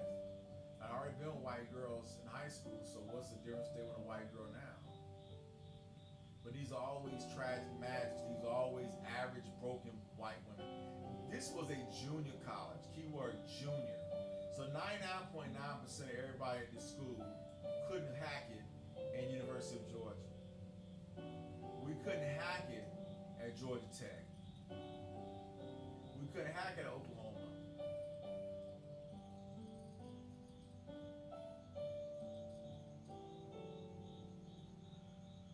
And this was a 2-year high commissioning program. So in essence, 4 years of high school JROTC, become battalion commander.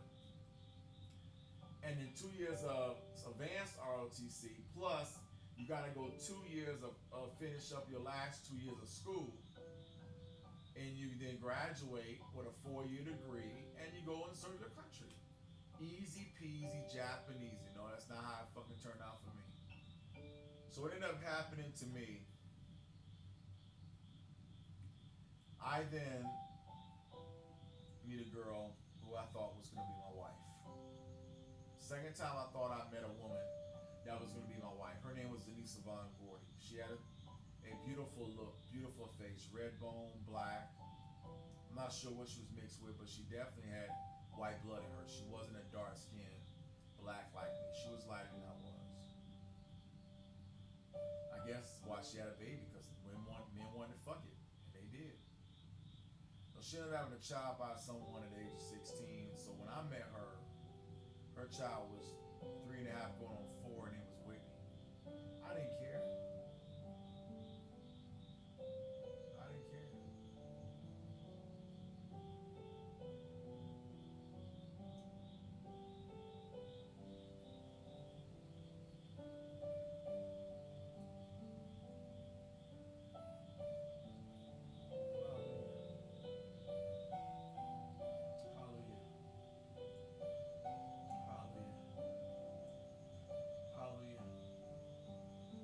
Hallelujah. Hallelujah.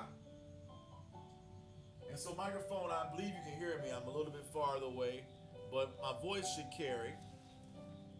It should. Testing 1, 2. Turn the input up a little bit more. Testing 1, 2. I'll bring the mic up just a little bit closer now as we get into the deeper parts and let the mic go up a little bit up in the decibels.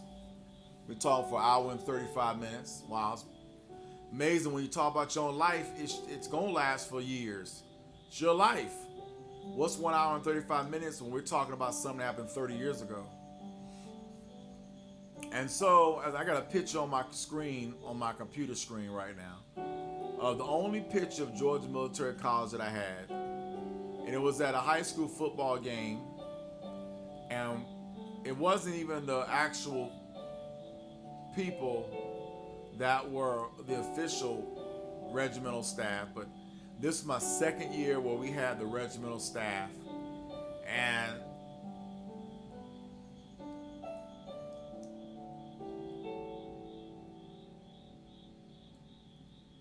it was a horrible and an amazing year at the same time.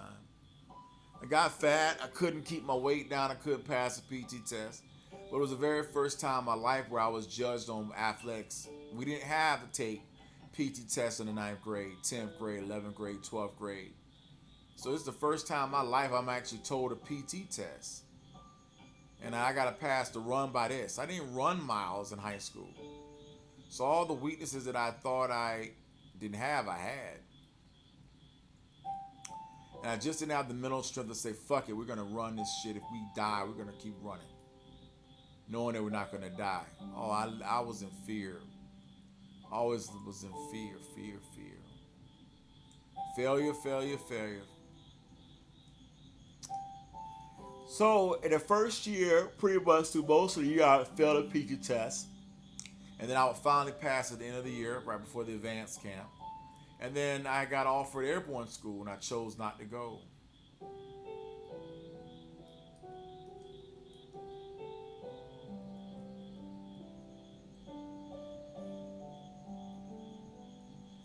I'm so fucked up. Should have went to airborne school. I'd already been to basic AIT. Now I'll go to airborne school, and I get a commission. I had everything. I had it all perfect.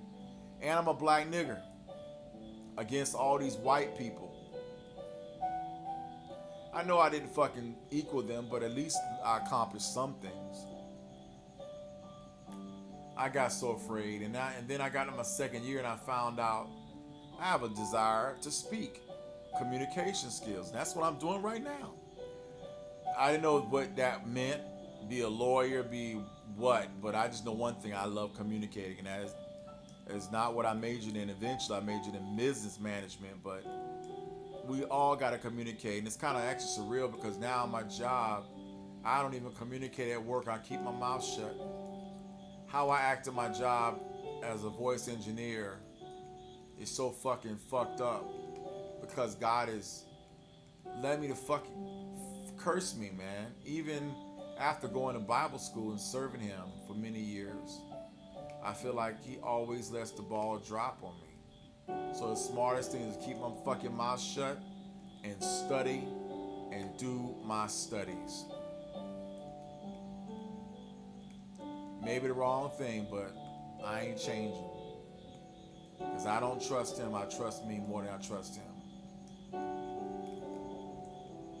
I'm sorry I have to say that about Him, but listen, when you walk 30 years in my shoes and experience what I experienced, you'll feel the way I feel anyway.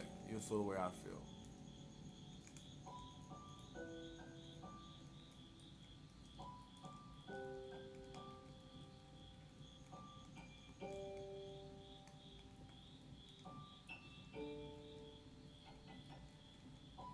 I'm sorry to say that, Lord, but it's the truth. I'm sorry. And from relationships to a Georgia Military College, to Rhema, to OU, I made that happen. I made it happen.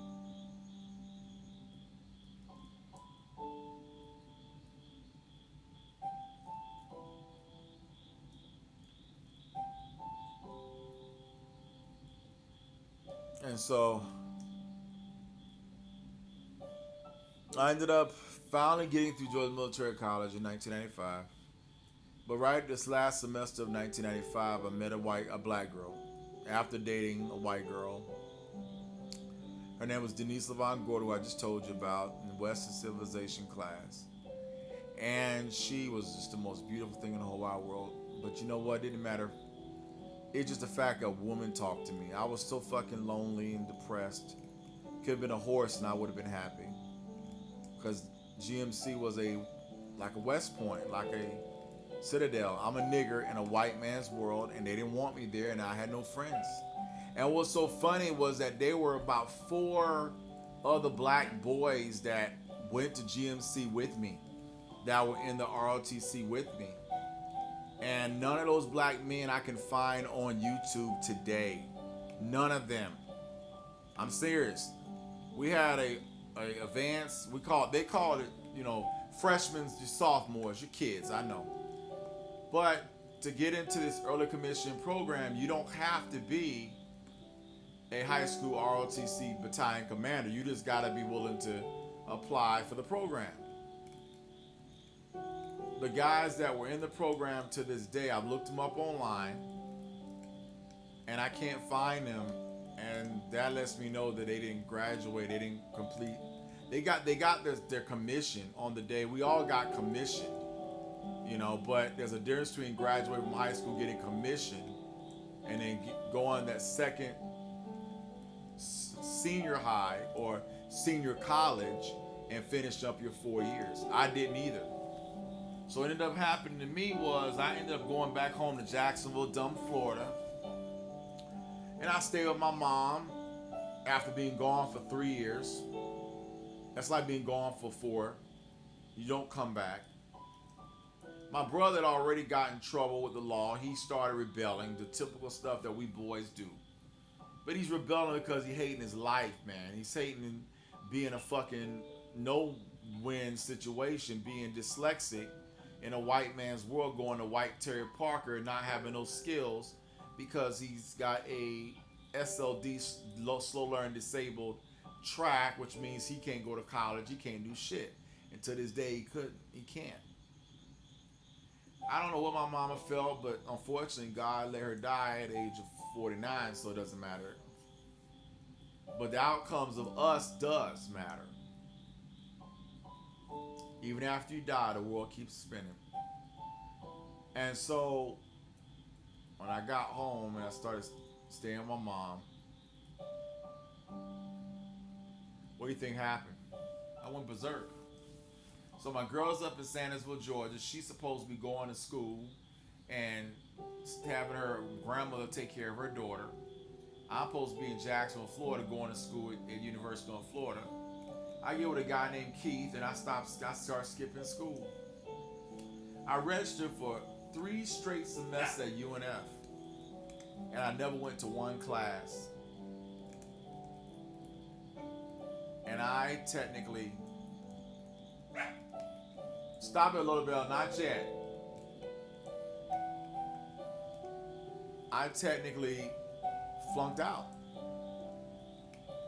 And the reason I flunked out was partially my own fault and my girl's fault. First semester or the summer, I should never went to school in the summer of any time. You should take the summer off to work and come in the fall. Only go to school in the fall and spring. I was stupid. I went this summer. I had 4 years to get this 2-year degree, so I had plenty of fucking time. But I was like trying to do everything dumb and fast, and I got with this nigga named Keith, who was a kid that was working at Boston Market. He had no degree. He was staying with his mama. He took all of his Boston Market money to go to Foot Locker to buy expensive Jordans and North Carolina Jordans and North Carolina clothes. Never went to North Carolina to the university. Exactly. So what do you think happened? I'll tell you what happened. I destroyed my life.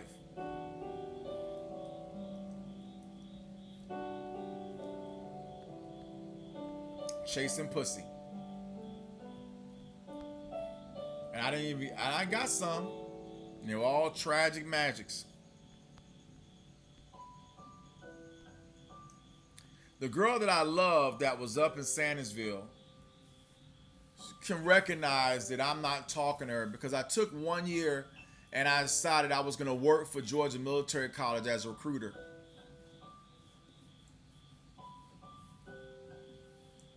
And so what ended up happening was I then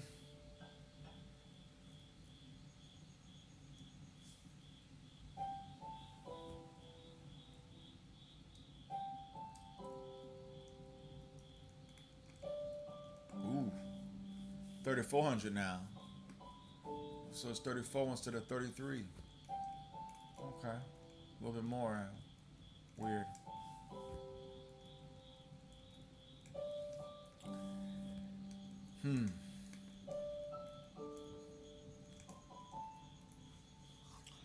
And so I then decided I was going to cheat on her. Denise didn't deserve it. She didn't deserve it at all. But I did it. Met a white girl named Marcella Steiner. She's alive to this day. Beautiful, broken girl. She grew up without a father, but her mom had a good vagina, so she was able to get another man to be stepfather. But they never had kids, but they were willing to adopt. So they adopted a black baby. Back in those days, white women don't adopt black babies, but you got poor black niggas. There are now the Madonnas out there that are adopting these black Africans, raising them white, because again, you understand why. Death of the white man, and they need that black DNA. So it's basically like the TV show or the movie Get Out. Use the black man's body to benefit the whites. We get it. So my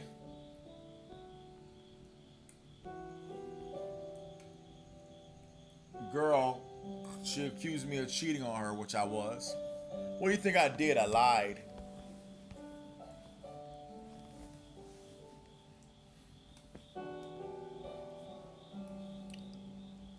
After I lied, the next week, I called up to check on her because we had this argument and she accused me of cheating. I said I didn't, but I told her I loved her, but I was cheating on her. She then subsequently murders her own baby.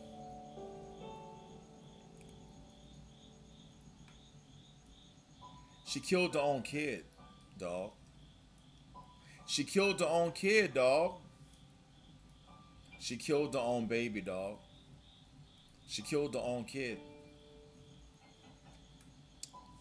4-year-old girl named Whitney. Beautiful girl, man.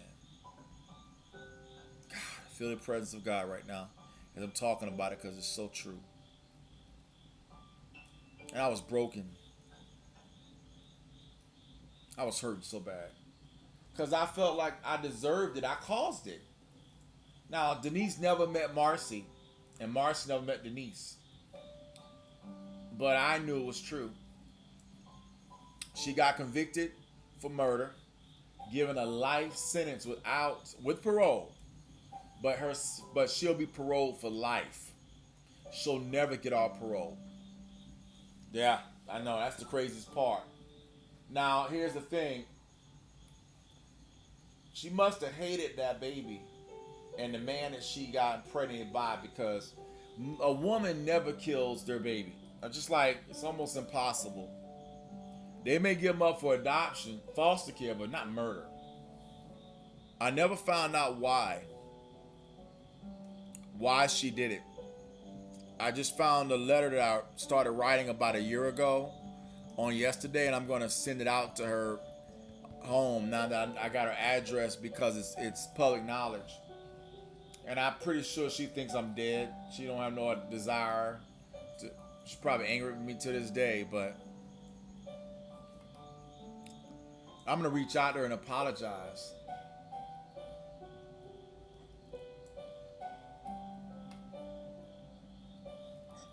because I'm so sorry for what I did. I should have went to University of Florida, focused on college, and put everything into it like I was at Oklahoma. Second time I went back to college, after I messed up at UNF, I didn't play. I didn't date no girls. I dated one girl, but I always put college first. And even having to go through the hell I'll talk about in that future blog. It's not for this. We're talking 91 through 2001. So from 1996 2001, I had to suffer. Fortunately, there was God and His Word and a pastor by the name of George L. Davis who planted a church in Jacksonville. I wasn't important to him. It was all about his vision, make myself rich by planting churches. But I used that man to transform my life, give me a second chance. When he used to say God has a plan for your life, Holy Ghost buoyancy, bounce back ability. When he used to give us those little, I call them lies, but I believed it. And I believe that if you believe a lie, it'll become your truth. So when he was saying those things, he was really saying to those that went to college and got educated and got degrees, you can do great things. But if you're an average black nigga coming from the place that I came out of, you're done. One great thing that I have to say that God did was that He gave me my mama's death. It was my mom's death that let me get a second chance. And so I want to make sure I state that emphatically. If my mama had not died and gave me that $100,000 from her life insurance that every parent should have for if they got kids, that if I had kids, I'd be working my ass off to save $900,000. But fortunately, I don't have any kids. But I'm grateful that my mom at least worked for a company that gave her good insurance, because they never expect that woman to die at the age of 49. But when she did die, they probably thought, damn, her kids are fucked. And yes, I guess we were. But I thank God that I met Pastor George L. Davis and Brother Kenneth E. Hagin. And through those messages, I decided to go to Bible school in Oklahoma. And that drew me to Tulsa, Oklahoma. And going to Tulsa, Oklahoma opened the door for me getting a second chance. And so in 2001, I went to Tulsa, Oklahoma. And we'll talk about the Tulsa, Oklahoma experience in the next vlog. That's another 20 years that deserves its own individual chapter, because that's a lot. And I'm going to have to really do some deep teleprompting, and I'm going to have to make a good agenda for that, because there's so many turns, lefts and rights, and turns that I can't even discuss. There's just so many different turns, dog, that I experienced going to Oklahoma, good and bad. I can truly say it was the best thing I ever did at the moment that I experienced it. My mama had died March the 9th, and we'll talk about that. That definitely should be in this vlog. My mother's death.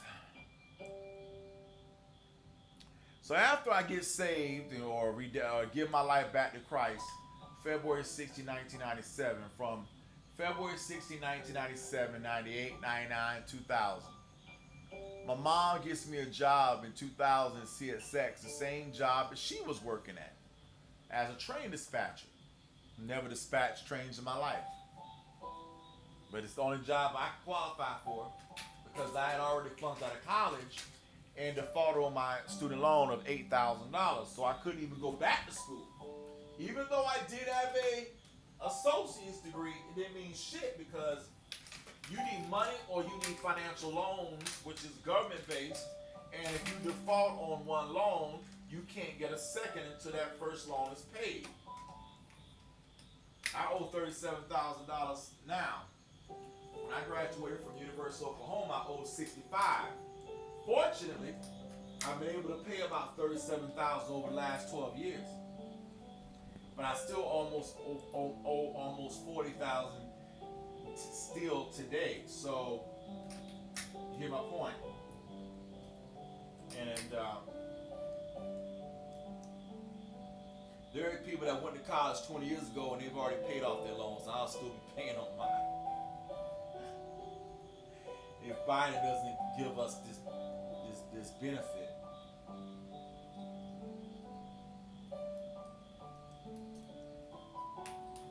Or I'll die and it'll get written off. That's a good thing. I don't want to pass on nobody else. But I want to pay them off.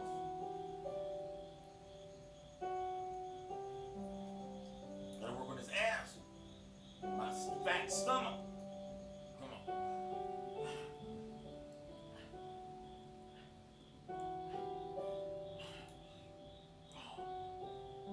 Get this fat stomach. Build the muscles up. I'll be right back. Come in, little doobie. Come in, baby. Y'all, I wanted y'all to have a little break because you know what?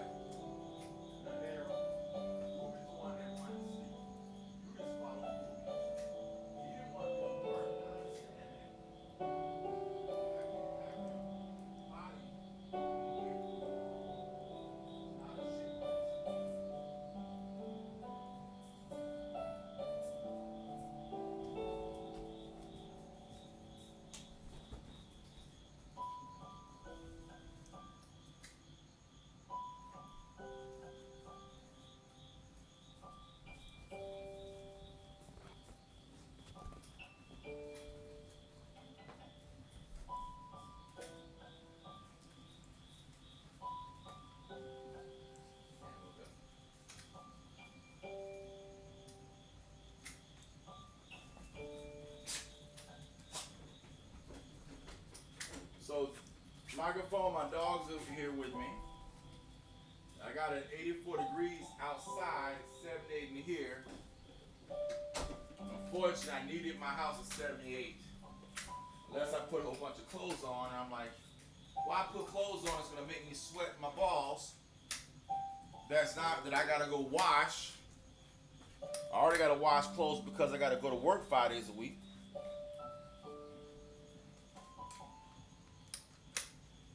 And I have no kids. So, a lot. I don't have to have clothes on. Now, if I had children here, that's a different story. But I got no kids, praise God. Stop a little bit. I'm talking to the microphone out there. Trying to find. Sorry. So, my mama's death is now something that's happened. So after you had the death of the relationship with Denise LaVon Gordy and myself, guess what I experienced next? My mama's death. So not only within 5 years I lose my girl to prison for life, not thinking that she would ever get out. She got a life sentence.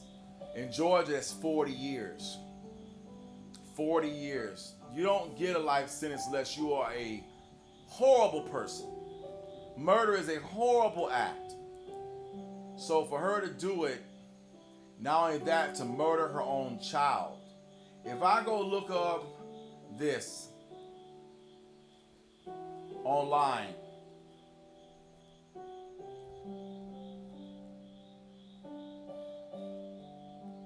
what is fratricide?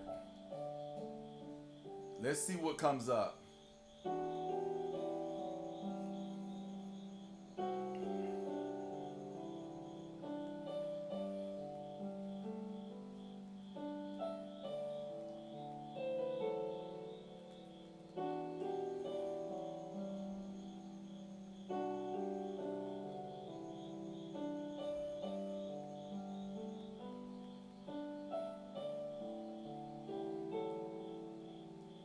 There it is.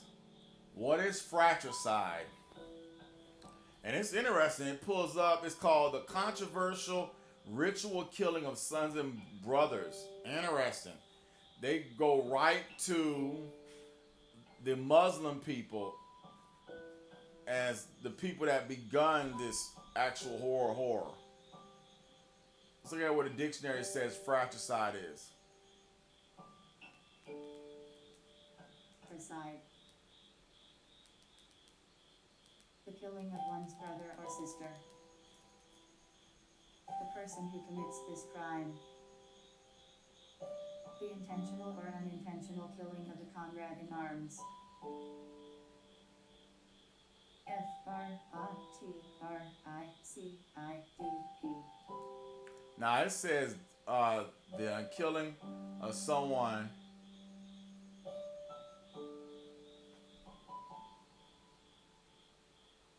they call that fratricide.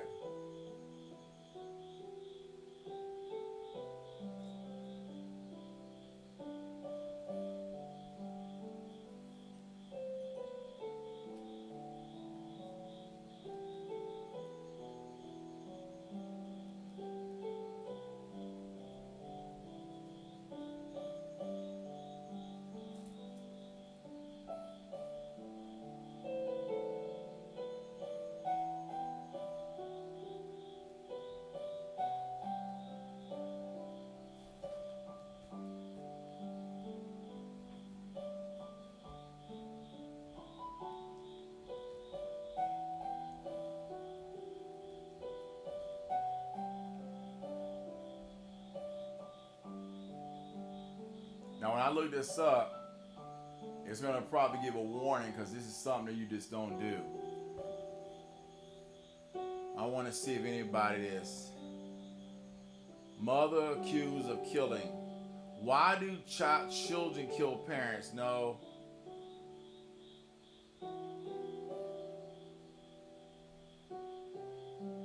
This white woman says she wasn't herself when she killed her 3 kids. BS. Now I want to show you how black people are viewed when they kill their own child. But when a white woman does, a black woman does it, but when a white woman does, it's completely different. Here we go. Family struggles with child's death. Mother accused of killing her child. Here we go.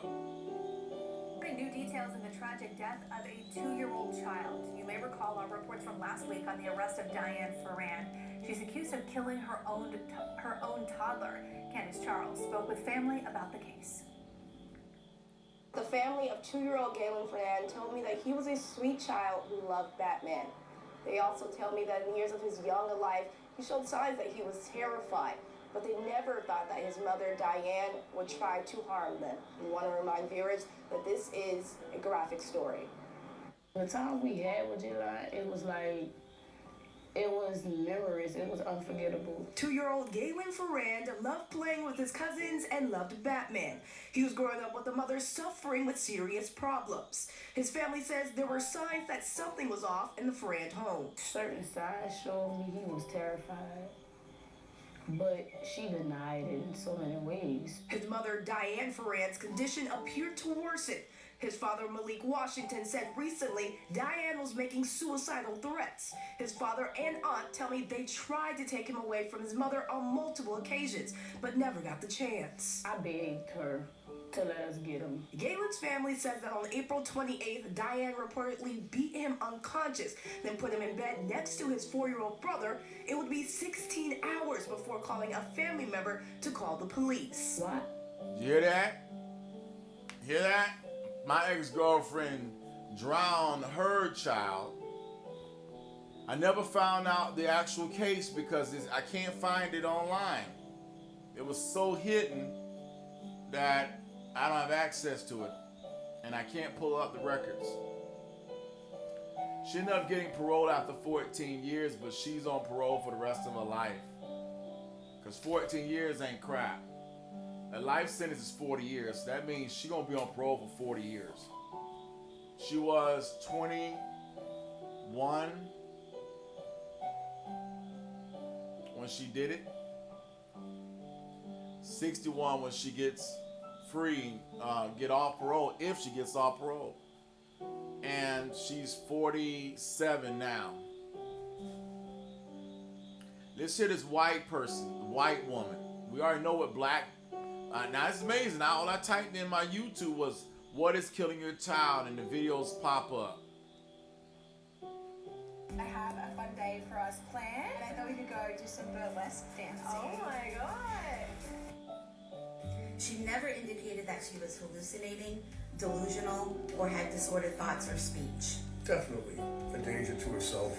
Massachusetts mom Lindsay Clancy allegedly killed her 3 young kids. Now, moms around the country who have experienced postpartum depression and postpartum psychosis are sharing their stories. When you're in psychosis, you're not there, it's not her. Christina Beetham was overjoyed when her daughter Mia was born. Hear this bullshit? See this bullshit? They never said it about Denise. When you're in psychosis. Now, Denise was a black woman that grew up in a typical poor family in Sanders poor fucking Ville, Georgia. The only reason why she's out is because there was a law that said you can be on parole after 14 years. The problem, of course, is the fact that she has to be on parole for the rest of her life. Now, they changed that law and that say if you get a life sentence, you got to be in jail for 40 years. Then you can get out of jail. But you hear them talk about, oh, look at this psychosis. This is the DSM-5. The white people say. I just thought I was so happy. I was on cloud 9. But postpartum symptoms also began to appear. While I was in the hospital, Do you know God? I was laying there and I distinctly remember a little shadow moving by the bathroom and it freaked me out. There would be birds that would fly to the window and I would swear that it was an ancestor that passed away, a grandma. Which at first it was very comforting. And it wasn't until night when I started getting scared that Did you know God? Might be wrong. I'm why won't she leave me alone? You know God? About 1 or 2 mothers out of 1,000 will experience postpartum psychosis. Basically, it's a You know psychotic God? episode, which means the individual may have hallucinations, delusions. Bullshit. They're really obviously not thinking straight and getting disconnected from reality. Yes. Christina's friend and husband brought her to a psychiatric hospital as an involuntary patient. Of course she did. But she didn't realize anything was wrong. Yeah, this is the rich white side. So black side, no psychiatric hospital. White side, we're going to put you in psychiatric hospital. We're going to put you on medication. And what she needed and what both needed is Yeshua. Days into her stay, I was screaming and crying. I did not want to go. Didn't want to be away from my baby. I was very fighting it because when you're in psychosis, you're what's wrong with you? Why can't you just be happy for me? But looking back, it really was what they said, postpartum psychosis. Dr. Pagotto explains that hormone changes and life changes may cause postpartum symptoms. There's a lot going on hormonally after childbirth. Now, there's also a lot going on in your life after childbirth, and every mom knows this. So what we also might have going on is sleep deprivation, a lot of changes physically in mom's body, a lot of worries, a lot of anxieties. Now there's this baby that was taken care of. After giving birth to her daughter, Dr. Pagotto experienced postpartum depression firsthand. I should be happy, and why do I feel this way? Why aren't I more excited? Why do I feel like I want to run away from all of this? Like Christina, Dr. Pagotto was not aware something was wrong until later. I've experienced depression before. It felt very different. When you're in the middle of it, it's hard to see. And I'm a psychologist, I should be able to see. Even though yeah, exactly. You're a PhD with 19, 20 years of education. Don't compare yourself to some kid that's gotten pregnant at 19 years old that's uneducated. You got a bigger support system and bigger help. You waited. You planned it. Most of the time, these women don't. It just, oopsie. So, after I experienced what I experienced,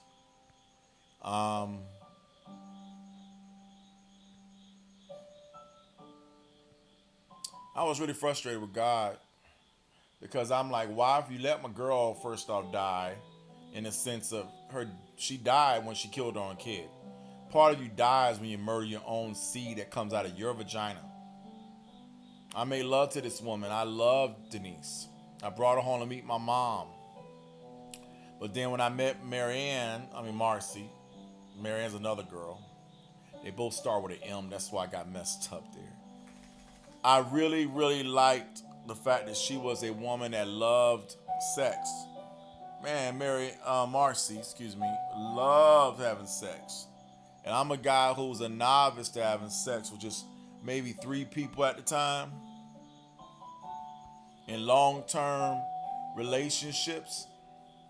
So when you got a woman that literally just as Marianne, my ex-girl Marianne wasn't, Denise wasn't. Denise was a mom. So you see, she going through postpartum psychosis, as this woman tries to say. But really, she's going through the fact that she's 21 years old, don't have a college degree, dirt poor, living in fucking Sandersville. That's what the real root of it was. It was a oopsie. I was having sex and I'm pregnant because I didn't take a good pill. And I got to deal with the consequence. So I'd rather just kill my child to get out the consequence. And that's a lose as well. There's no win on that. That's why I say don't get pregnant in the first place.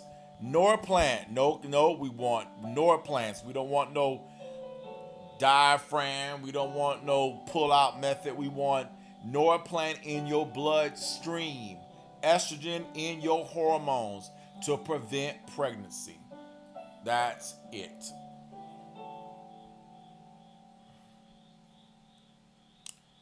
So then I lose my mom just 5 years later after I lose my girl. In 96, my girl gets arrested. She's gone. 2001, my mom is found dead in her bedroom of just diabetes over blood sugar. That's the word, but diabetes. It just means high blood sugar. That's all it means. And the root of that whole shit really boils down to it was that her mama had it and she should have known better. She should have been on the pill. Should have been taking a shot. I'm on the pill now. And then if I don't take care of myself, I'll take the shot. But I'm going to do everything in my power not to go there. Ignorance is not bliss. If your grandmama, your great-grandmamas, and we are black and we all copy our mother's eating habits, what do you think we're going to get? It's not being stupid, it's being real. It's not being bullshit, it's being real. Excuse my French.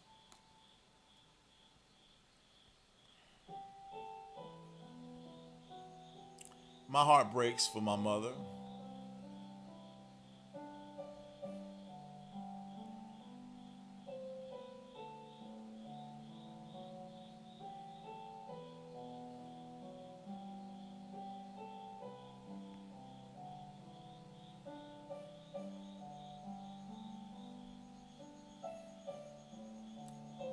I wish that she was here.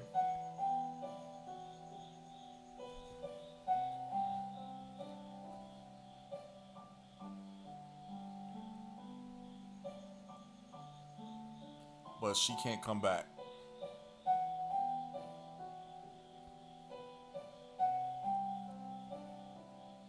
And we have to deal with that.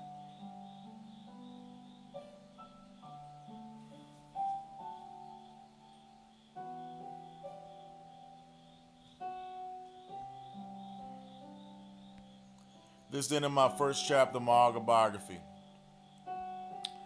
This is not for like, comment, and subscribe. And what this is really for is you documenting your own life in different times. And we won't fill out all the blanks, but at least we got some hours of dialogue in our own voice about our own life, talking to our own self. Because again, you don't want to wait till you're 60 years old to ask somebody to tell you about your life. Talk about it now at 48. Praise God. We got something to talk about. More to come. In Jesus' name.